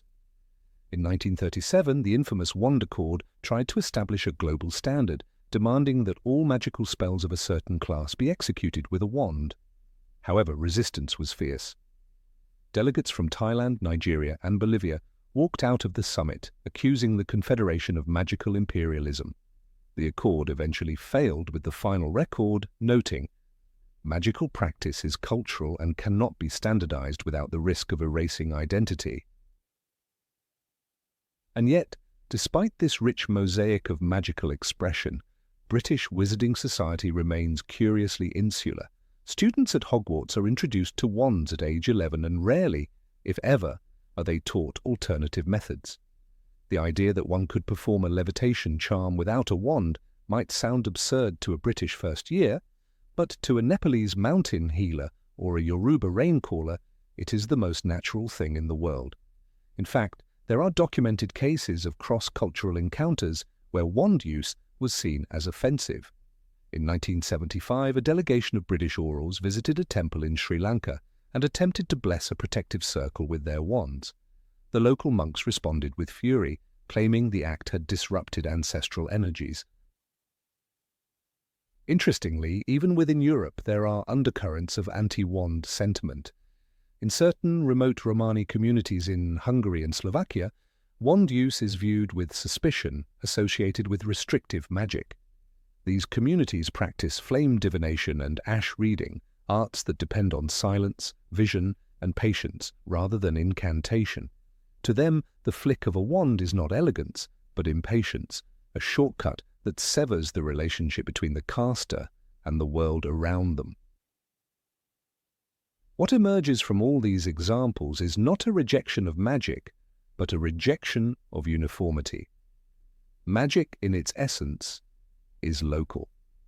It breathes the air of the land where it's born. When British wizards speak Latin spells through a wand, they are tapping into one channel of the magical spectrum. But when a Tibetan sorcerer inscribes mantras in yak butter on stone, they too are conjuring, not less powerfully but differently. There is also the issue of accessibility. Wands are expensive. In regions where magical communities live in poverty or isolation, crafting a wand is not always an option, In the deserts of Niger, young wizards shape magic with sand patterns and sunstones. In the Amazon rainforest, enchantments are layered through inhaled vapors and ritual tattooing. These methods are not merely economic adaptations, but also spiritual philosophies. They reflect a belief that magic is not something to be wielded, but something to be woven into the rhythm of life. The Western fixation on wands may, in the end, be a kind of magical chauvinism, the belief that one way is the right way. But the magical world is larger than the hallways of Hogwarts or the shelves of Ollivanders. It stretches across continents and cultures, across languages and landscapes, pulsing through whispered songs, firelit dances, and ancient patterns carved into bone. Perhaps as the magical historian Olamide Durajaye wrote in Songs Beyond the Wand, magic was never meant to be held, it was meant to be shared. When we hold a wand, we hold a symbol of power, of culture, and sometimes of control. But we must never forget that there are hands that have never touched one, and yet have done wonders. To them, a wand is not a gift, it is an echo of something they never needed. Number 23. A broken wand can affect the new one. The wand chooses the wizard, but what happens when a wizard refuses to let go? In the shadowed corridors of magical theory, there lies a lesser-known yet deeply fascinating phenomenon: wand parasitism. It is a rare but well-documented magical conflict that occurs when a wizard's old, broken wand begins to interfere with the functioning of a new one. Often misunderstood or dismissed as sentimentality, this magical tug-of-war has baffled wandmakers and historians alike for centuries. It is not just about loyalty, it is about lingering magic, unresolved bonds, and the very soul of spellcasting. When Ron Weasley's wand was broken by the Whomping Willow in his second year, the consequences were immediate and chaotic. The broken wand misfired regularly, backfiring spells, vomiting slugs, and often injuring its own master. Though the damage was physical, there was also a deeper magical fracture. Once Ron acquired a new wand, 12 inches, ashwood, unicorn hair, the issues subsided, but that was only because he had no lingering attachment to the old. Ron had never felt a strong magical affinity with his first wand. It was hand-me-down magic. The lack of emotional investment made his transition clean, but for others, the separation is far from simple. In contrast, when Harry Potter's phoenix feather wand was snapped during a disastrous escape from Malfoy Manor, something in him was broken too. He continued the journey with a wand he had won from Draco Malfoy, a powerful wand yet not his own. Harry's spellwork was functional but noticeably less precise, less confident. The emotional weight of his broken wand clung to him like a ghost. Even after he gained mastery of the Elder Wand, he didn't abandon the remains of his first. Instead, he used the Elder Wand not to dominate or seek power, but to repair what had been lost. "I'm putting the Elder Wand back where it came from," Harry said in the Deathly Hallows, "and if I die a natural death like Ignotus, its power will be broken." But before that, he made a quiet choice, to mend the wand that had always felt like an extension of himself. This emotional and magical bond is where parasitism begins. According to renowned wandmaker Theodore Belval, a pupil of Ollivander's French counterpart, the phenomenon of wand conflict manifests when an incomplete severance of magical loyalty causes residual energy to bleed into the new wand. This is not merely about memory, it's an active force, a piece of the old wand's essence, its magic, its habits, its resonance with the wizard's magical signature remains imprinted. This remnant can disrupt spellcasting, confuse wand responses, or, in extreme cases, cause dual channeling, where both old and new magical energies attempt to act at once. A case that wand law students often study is that of Miranda Hawksworth, a ministry cursebreaker who, after a field accident, lost her blackthorn wand. Her new wand, a supposedly compatible dogwood with dragon heartstring core, functioned well in theory, but in practice, spells emerged jagged, sometimes with traits of the blackthorn's more aggressive nature. During an inspection of a cursed sarcophagus, Miranda conjured a shield charm that took on the spectral shimmer of her old wand's unique signature. "It was like watching a ghost," she wrote in her personal logs. "The spell had the wrong colour, the wrong voice, and for a moment I thought it might fight me." Eventually, her new wand had to be retuned by a wand maker, and the shards of her old wand ceremonially burned. Burning, though rare, is one of the recommended rituals for dissolving wand conflict. It is said that fire purifies residual bonds and allows the wand's core material, often organic, to return to magical equilibrium.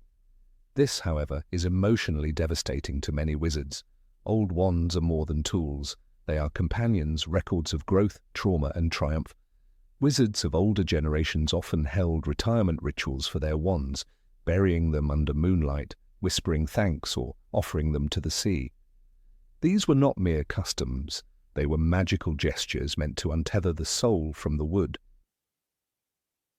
Even wand cores, such as unicorn hair or phoenix feather, are not immune to parasitic behavior.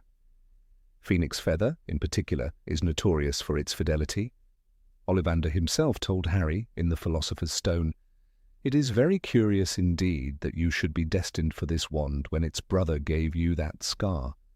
Phoenix core wands are the most likely to resist new partnerships when their prior master still holds emotional claim.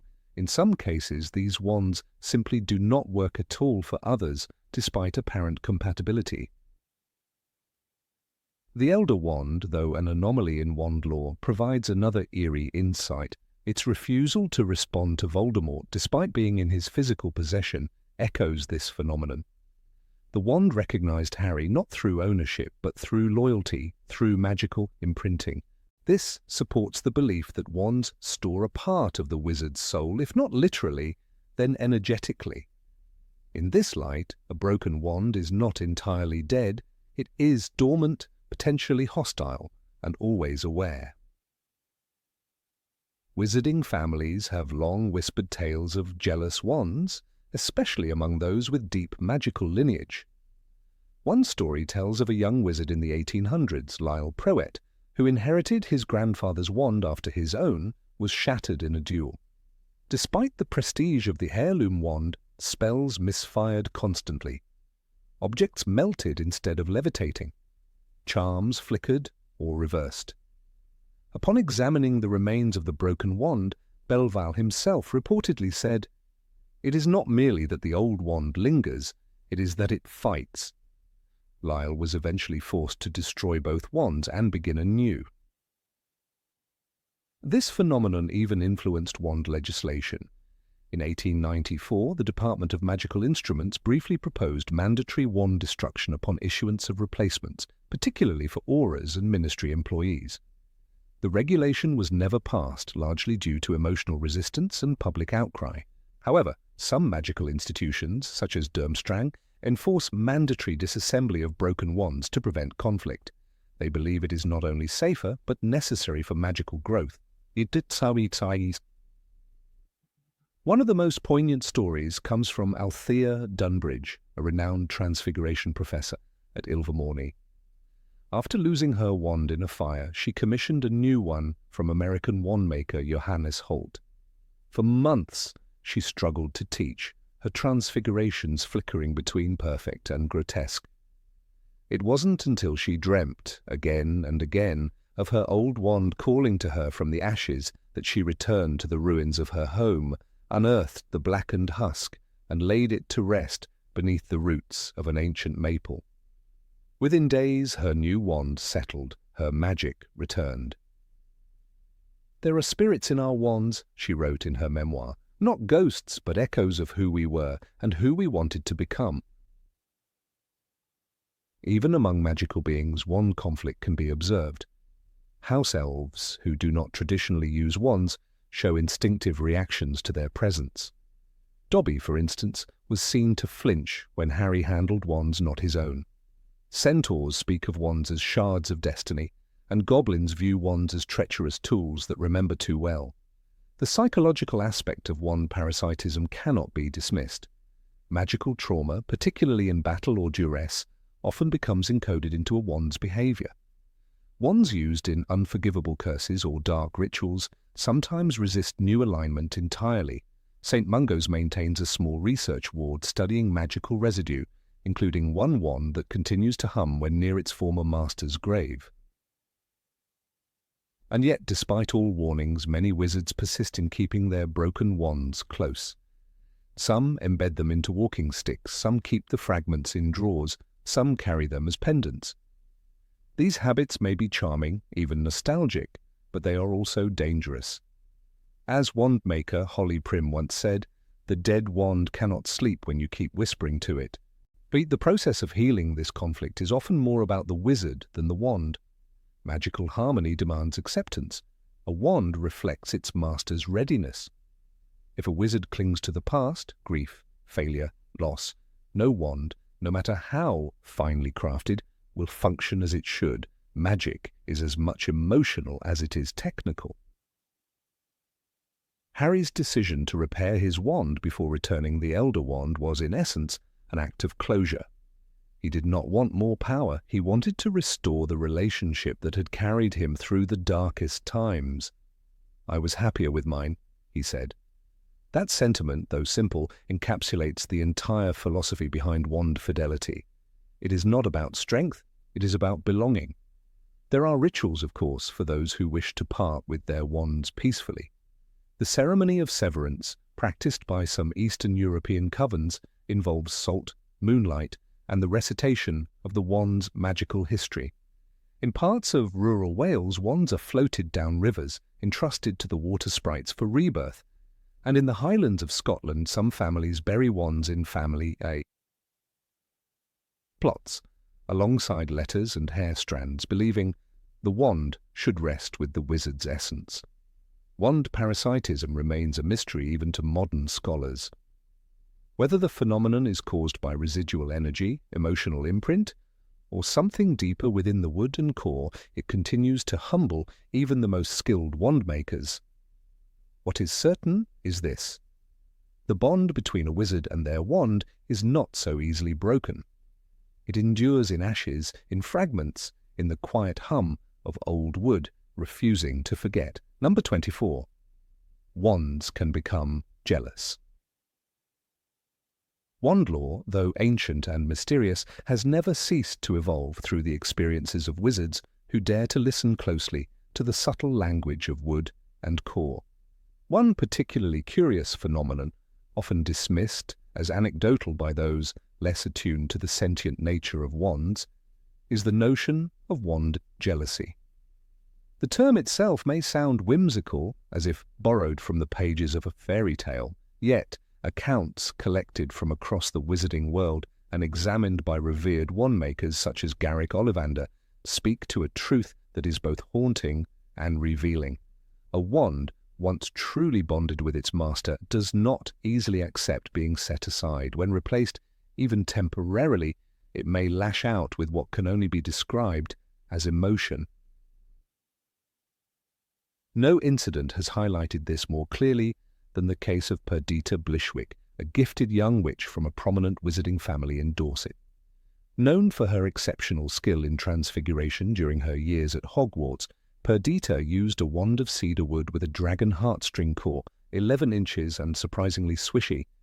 It chose her in her 3rd year after her first wand had been destroyed in a duel gone awry. From the moment it entered her hand, the cedar wand responded to her with a vigor that Ollivander himself described as eager, loyal, and emotionally volatile. Perdita, unaware of what that final phrase could entail, relied on the wand through the rest of her school years and into her career as an experimental spell developer for the Department of Magical Innovations. However, during one hazardous field test in the Scottish Highlands, her wand slipped from her grasp and was presumed lost in a chasm. With urgency, she borrowed a spare hawthorn wand from a fellow researcher, a wand with a phoenix feather core, 12¼ inches, rigid.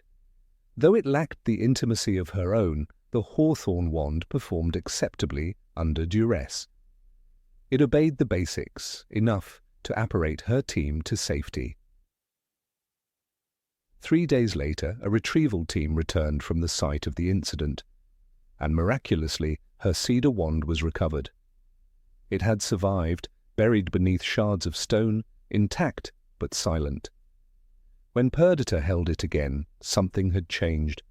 The warmth she remembered was gone. In her palm, it buzzed with a strange friction, as though resisting her very touch. Spells that had once flowed like water stuttered and sputtered. A simple lumos produced sparks instead of light. A levitation charm lifted objects only inches before dropping them with uncharacteristic clumsiness. Ollivander was summoned for a consultation.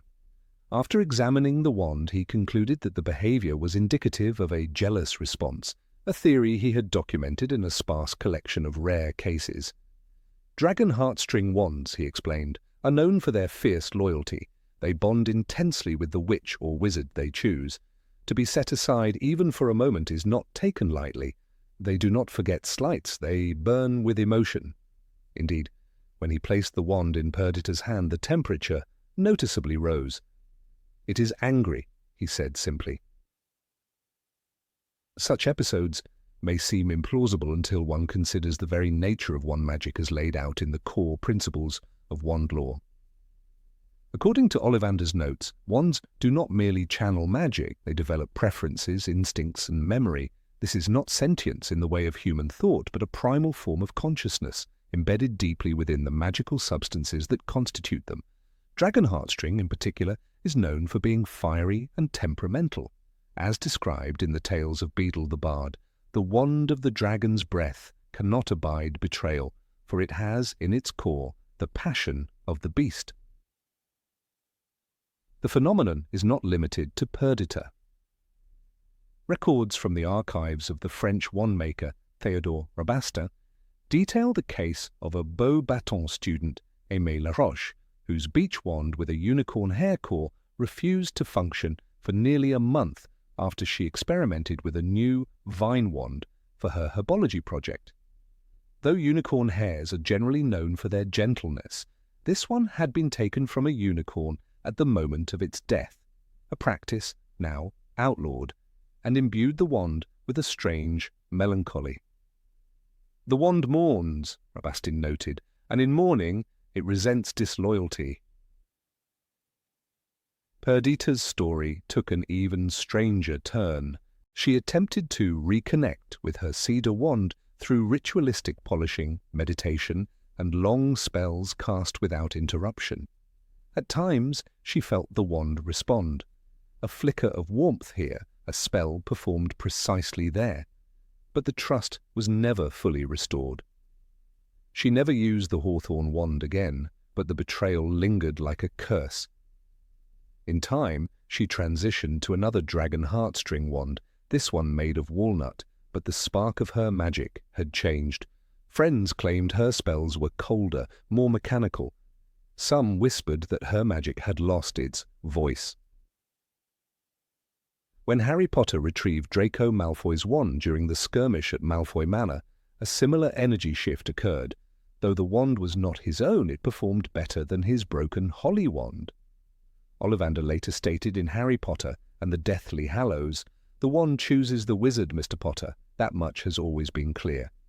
Yet the corollary, that the wand remembers the wizard, is less discussed. When Harry attempted to use the Elder Wand, it accepted him, but its loyalty was always contingent, never complete. The remnants of past owners lingered like ghosts within its ancient wood.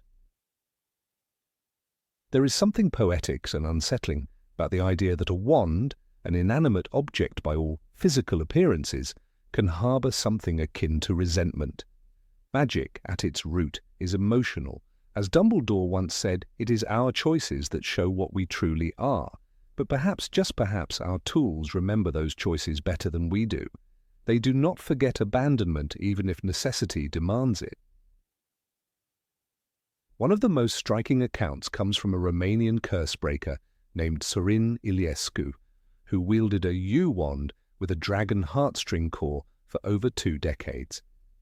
He recounted in a private letter, now kept in the archives of the International Confederation of Wizards, that he once used a colleague's wand for a single incantation, a high-risk protective barrier spell. His own wand had been snapped during a cave-in. When he returned from the mission, his wand was repaired through complex spellcraft and goblin-forged silver inlay. Yet it never again worked with the precision he relied upon. "It shakes in my hand," he wrote, "not like fear, like fury." For all their elegance and complexity, wands are not tools in the Muggle sense. They are extensions of will and identity, mirrors of magical temperament. A wand's behavior reflects not just the command given to it, but the emotional context in which that command is spoken. Jealousy, therefore, is not merely a misfiring of charm energy. It is an emotional backlash, a silent protest, a rejection of faith broken. Intriguingly, the phenomenon seems more pronounced in adult witches and wizards than in young students. Scholars from the Salzburg Institute of Magical Theory suggest that wands mature alongside their owners. The longer the bond, the deeper the echo of betrayal. In one study, a sample of 30 wizards aged 50 and above were asked to temporarily switch wands with a peer for non-dangerous spells. Of those who returned to their original wands, nearly 40% reported some form of degradation, whether that be warmth in the grip, delayed response time, or unpredictable outcomes. Even in wandless magic traditions, such as those preserved by the mystics of the Amazon basin, similar artifacts, usually carved bones or enchanted vines, are treated with spiritual reverence. They are fed offerings kept close to the skin and spoken to in hushed tones. The idea that magical conduits possess a form of emotional memory is not uniquely European, nor is it dismissed by non-Western magical cultures. Back in Britain, some contemporary wand makers have begun experimenting with what they call empathic alignment, crafting wands with cores exposed to the emotional energy of their intended user before being sealed. Early results suggest that these wands are more reactive, but also more volatile if the bond is ever strained. As one test subject wrote in her journal, "My wand loves me. I can feel it, but I also feel that if I ever gave it a reason not to, it would burn me from the inside out." In every story where jealousy arises, the wand is never truly the same again. Like a scorned friend, it may forgive, but rarely forget. Even after years of faithful service, the briefest flirtation with another wand can sever the silent trust built over time.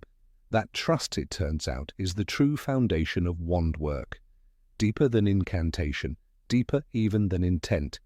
It is a contract written in magic, inked with feeling.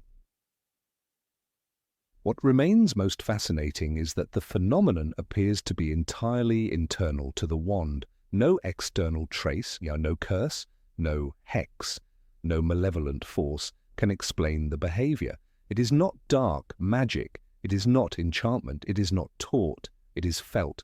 That, more than anything, proves the fundamental truth that Garrick Ollivander has always espoused. Wands are not merely instruments, they are partners, and like all partners, they have expectations. And so the next time a witch or wizard picks up a wand that is not theirs or sets aside a faithful companion, even for a moment, perhaps they should ask themselves, who is watching? What fire burns within the carved shaft of wood coiled around the sinew of a dragon or the thread of a unicorn? What price might be paid for a moment's betrayal? The answers lie not in textbooks, but in the fingers that hold the wand, and the soul that wand remembers. Number 25. Every wand has a unique signature.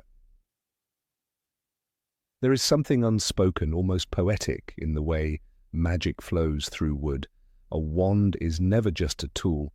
It is not a passive channel nor a silent servant. It is a partner, an echo chamber of the soul that wields it, a living conductor with a pulse of its own. Each wand, crafted from distinct wood, imbued with a unique core and awakened by the touch of its rightful owner, becomes an extension not just of the wizard's hand, but of their will, emotion, and essence.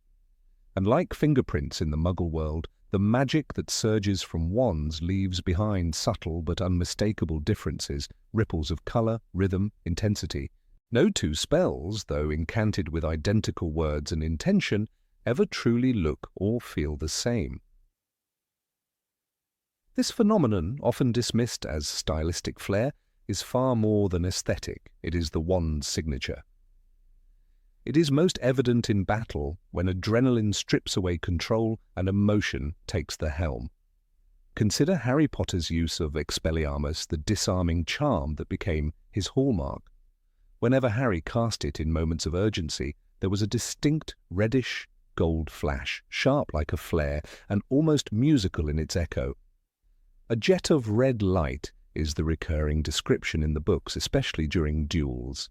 This hue was not merely coincidental, it was the fingerprint of Harry's holly and phoenix feather wand, tuned through years of repeated use to answer his protective, non-lethal instincts.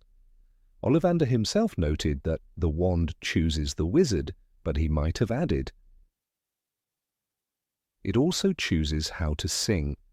Contrast this with Severus Snape, whose spells always seemed quieter, colder, and more surgical. When he used Expelliarmus, the effect was nearly soundless, a whisper of power with no unnecessary flourish. The light was faint, more like mist than fire, and the energy concentrated, narrow, exact. His wand, made of unknown wood and core, had been moulded through years of discipline, secrecy, and precision. There was no room for emotion in Snape's magic. The wand obliged. In The Half-Blood Prince, during the duel with Harry, Snape's Expelliarmus barely made a sound, yet it was effective, economical, and dominant. The spell, cast from the same Latin incantation, bore no resemblance to Harry's vivid pulse of colour and noise. It was the same song but played in an entirely different key. The phenomenon is not limited to defensive spells. Lumos, a basic lighting charm, provides a spectrum of illumination that reflects its caster.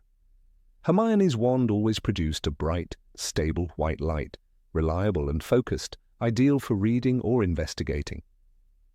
Ron's light flickered more, often slightly golden, as if his wand were hesitating before offering its service. Luna Lovegood's Lumos was described as a pale silver-blue glow, diffused like moonlight, casting long, dreamlike shadows on the floor. The same spell, the same words, Lumos, yet the magic that spilled forth from their wands told different stories. Much of this can be attributed to the symbiosis between wizard and wand. After prolonged use, a wand becomes attuned to its master's magical signature. It memorizes patterns of thought, instinctual movements, emotional temperature. This is why stolen wands resist. Draco Malfoy, when using his mother's wand after losing his own, found spells more difficult to execute. Harry, upon taking Draco's Hawthorn wand, felt its immediate compliance. The change in ownership, though subtle, rewrote the wand's loyalties, altering the texture of its spells. "It doesn't quite feel right," Draco muttered in the Deathly Hallows, referring to Narcissa's wand. The wand remembered it was not in familiar hands. Even unforgivable curses reveal the personal imprint of the wand. Bellatrix Lestrange's Crucio was savage, wild, filled with fury. The light was vivid red, erratic and unstable, as if her wand screamed with her. In contrast, Voldemort's Crucio was cold, deliberate, with a silvery tinge that glowed unnaturally. His yew wand did not rage, it dissected. When he cast the curse on Harry in the Little Hangleton graveyard, the pain was excruciating, but the delivery was unnervingly calm, almost clinical. The wand was his scalpel, not a whip. Even the Patronus charm, though shaped by the caster's innermost self, is filtered through the wand's channel. When Harry first conjured his stag, it emerged explosively from his wand, full-bodied and radiant, galloping with urgency. The effect was not just his confidence, it was his wand's agreement, its enthusiasm. Dumbledore's Patronus, a phoenix, emerged with regal grace, wings outstretched and glowing with a deeper, more solemn hue. Minerva McGonagall's Patronus, Three Silver Cats, was released with a graceful precision, her wand drawing the patterns as smoothly as calligraphy. The wand does not invent the form, but it decides how that form is born. The duel between Dumbledore and Voldemort at the Ministry of Magic was a ballet of such contrasts. Each spell was a clash not just of magical knowledge, but of wand character. Dumbledore's spells often appeared in sweeping arcs, with water and fire moving in elaborate patterns, a reflection of his Elder Wand's ancient craftsmanship and his own poetic temperament. Voldemort's attacks were jagged, high-pitched, often accompanied by unnatural lighting and crackling sounds, as if his wand struggled to contain the rawness of his intent. When he summoned the serpent from the flame, the magic coiled, twisted, spat, a serpentine echo of his soul, but shaped through the wand's uniquely forceful grip. Colour is one of the most easily noticed elements of this wand signature. Though most spells are described in broad colours, red for Expelliarmus, green for Avada Kedavra, blue for Stupefy, there are subtle shades within these palettes. The Killing Curse, for instance, cast by Voldemort, is described as a jet of green light, fierce and instant, but when Bellatrix uses it, the light is more erratic, flickering with a jagged outline, as if her wand struggles to channel the pure intent required. This nuance is often overlooked, but it is significant. The wand interprets the wizard's emotion and transmutes it into form, even when the spell is absolute. Another subtle detail lies in the sound. Some spells crack, others hum. Molly Weasley's final duel with Bellatrix Lestrange in the Deathly Hallows included a fierce exchange of curses and counter-curses. Molly's wand, oak and dragon heartstring cast spells that roared with motherly fury. There was weight in every syllable she spoke, and her magic exploded in bursts that resonated like thunder. Bellatrix's magic, by comparison, hissed and spat, high-pitched and sharp. It was an auditory duel as much as a visual one, the sound of different wand voices clashing in deadly argument. Even accidental magic, which emerges before a child receives their wand, often foreshadows the kind of wand signature they will develop. Young Tom Riddle, as Dumbledore observed, had already been moving objects, harming animals, and manipulating people with a silent but focused force. When he finally received his U-wand, it only refined what was already there. The wand did not change his magic, it gave it structure. The same was true for Harry, whose early wandless incidents were always defensive, jumping onto rooftops, vanishing glass to protect others. His wand, made of holly, traditionally symbolic of protection, and phoenix feather, completed that instinct. When wands are broken or replaced, the new wand carries a different tone. Ron's first wand, a hand-me-down, frequently malfunctioned, its magic sputtering and backfiring. His second wand, made of willow with a unicorn hair core, finally resonated with him. The shift was immediate. Spells became steadier, more vibrant. The wand no longer stammered, it sang. Hermione, who had a wand tailored for her from the beginning, never experienced this discord. Her magic always emerged with confidence and clarity, a perfect harmony between intellect and instrument. There are instances when a wand deliberately defies expectation. The Elder Wand, for instance, shifted allegiance based on power, not character. Yet even it carried a signature, one of supreme control, ancient authority and raw potential.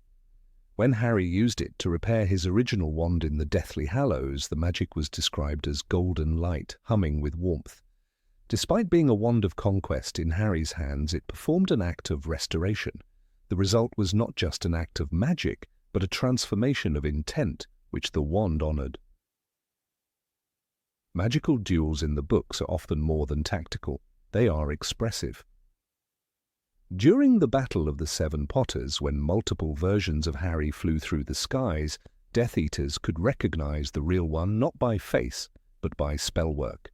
The real Harry used Expelliarmus, his signature. The spell's red burst and its effect betrayed his identity. It was not just his moral code, it was how his wand revealed him, unwilling or unable to mask his truth. Similarly, in the Department of Mysteries, Spells crisscrossed the air like coloured ribbons. No two were identical. Some streaked like comets, others curved and spiraled. The Death Eater's magic was often angular and aggressive, the DA members' spells more reactive, fluctuating with panic or resolve. The room was not just a battleground. It was a canvas painted with the soul colours of those who fought. Wand makers understand this better than anyone. Garrick Ollivander's obsession with cores and woods wasn't purely academic. He sensed the way certain combinations produced not just power, but tone, hue, and behaviour. The wand learns from the wizard, he said. But in time, it also teaches. It refines movements, corrects impulses, and guides magic along paths of least resistance. Over years, wand and wizard become one artist with two hands. This connection explains why losing a wand can feel like losing a voice. Harry's grief when his holly wand was broken was not just practical, it was personal. He felt muted, severed. The wand that had stood by him in every crisis, that had fought Voldemort of its own accord, was gone. And though he would later wield the Elder Wand and then return it to Dumbledore's tomb, it was the reunion with his original wand that brought closure. The wand sparked with recognition, glowing not just with light, but memory. Magic is not uniform. It is shaped by thought, emotion, intention, and most mysteriously, by wood and core. The colour of a spell, the curve of its flight, the volume of its release, these are not side effects. They are signatures, brush strokes of invisible artistry. In the world of wizards, every wand speaks. Some shout, some whisper, some sing, but none are silent. Number 26. Some wands sing during creation. When Garrick Ollivander first held the wand that would one day choose Harry Potter, he did not need a ledger or a measuring tape to know it was different. The moment his fingers brushed against the hollywood and the phoenix feather within, a soft hum reverberated through his wrist. It was not a sound in the traditional sense, no sharp tone or echo, but a subtle, pulsating vibration that sang just beneath the surface of perception. He would later describe it as a shimmering murmur, something like wind running across the strings of an invisible harp. For Ollivander, who had crafted thousands of wands, it was a moment that made his breath catch. This wand, he knew, was going to change something. It was what wand-makers sometimes called, always in whispers, as though the very words could summon rare fate, a singing wand. Few outside the narrow circle of wand law experts have ever heard the term singing wand, and even fewer have witnessed such a phenomenon. It is not a designation bestowed lightly, for a wand must resonate at the precise moment its wood and core are joined. This resonance is not just metaphorical, it is a real, magical tremor, a living signal of some deeper, sacred harmony between the chosen materials. Only a handful of wands in history have ever been documented to sing at birth, and most of those records were kept within the private libraries of wand-makers' guilds, far from public knowledge. To witness a wand sing is to glimpse the very heartbeat of magic itself. Ollivander, whose family line traced wand lore back to the early days of British magical tradition, recognized the signs instantly. Holly wood is already a curious material, often associated with protection and heroic quests, and rare among wandwoods for its volatile sensitivity to intention. Combine that with a phoenix feather, the rarest of core materials derived from a creature that dies and is reborn in fire, and you have a potential for something extraordinary. But when that holly wand hummed quietly on his work table, it was not just potential Ollivander felt, it was certainty. The wand was not waiting for its master, it was calling to one. That wand would sit, silent and unclaimed, for years on the highest shelf in Ollivander's shop. Not because it was unworthy, but because it was too precise, too demanding. Many young witches and wizards tried it, but the wand refused them with a stubborn stillness. It moved not an inch, and then came the boy with the lightning scar. When Harry's fingers closed around it, the hum returned, not faint, but stronger, clearer, like the low note of a cello vibrating through the marrow of the earth. Ollivander would later say, "I remember every wand I've ever sold, Mr. Potter. It so happens that the phoenix, whose tail feather is in your wand, gave another feather just one other. It is curious that you should be destined for this wand when its brother gave you that scar."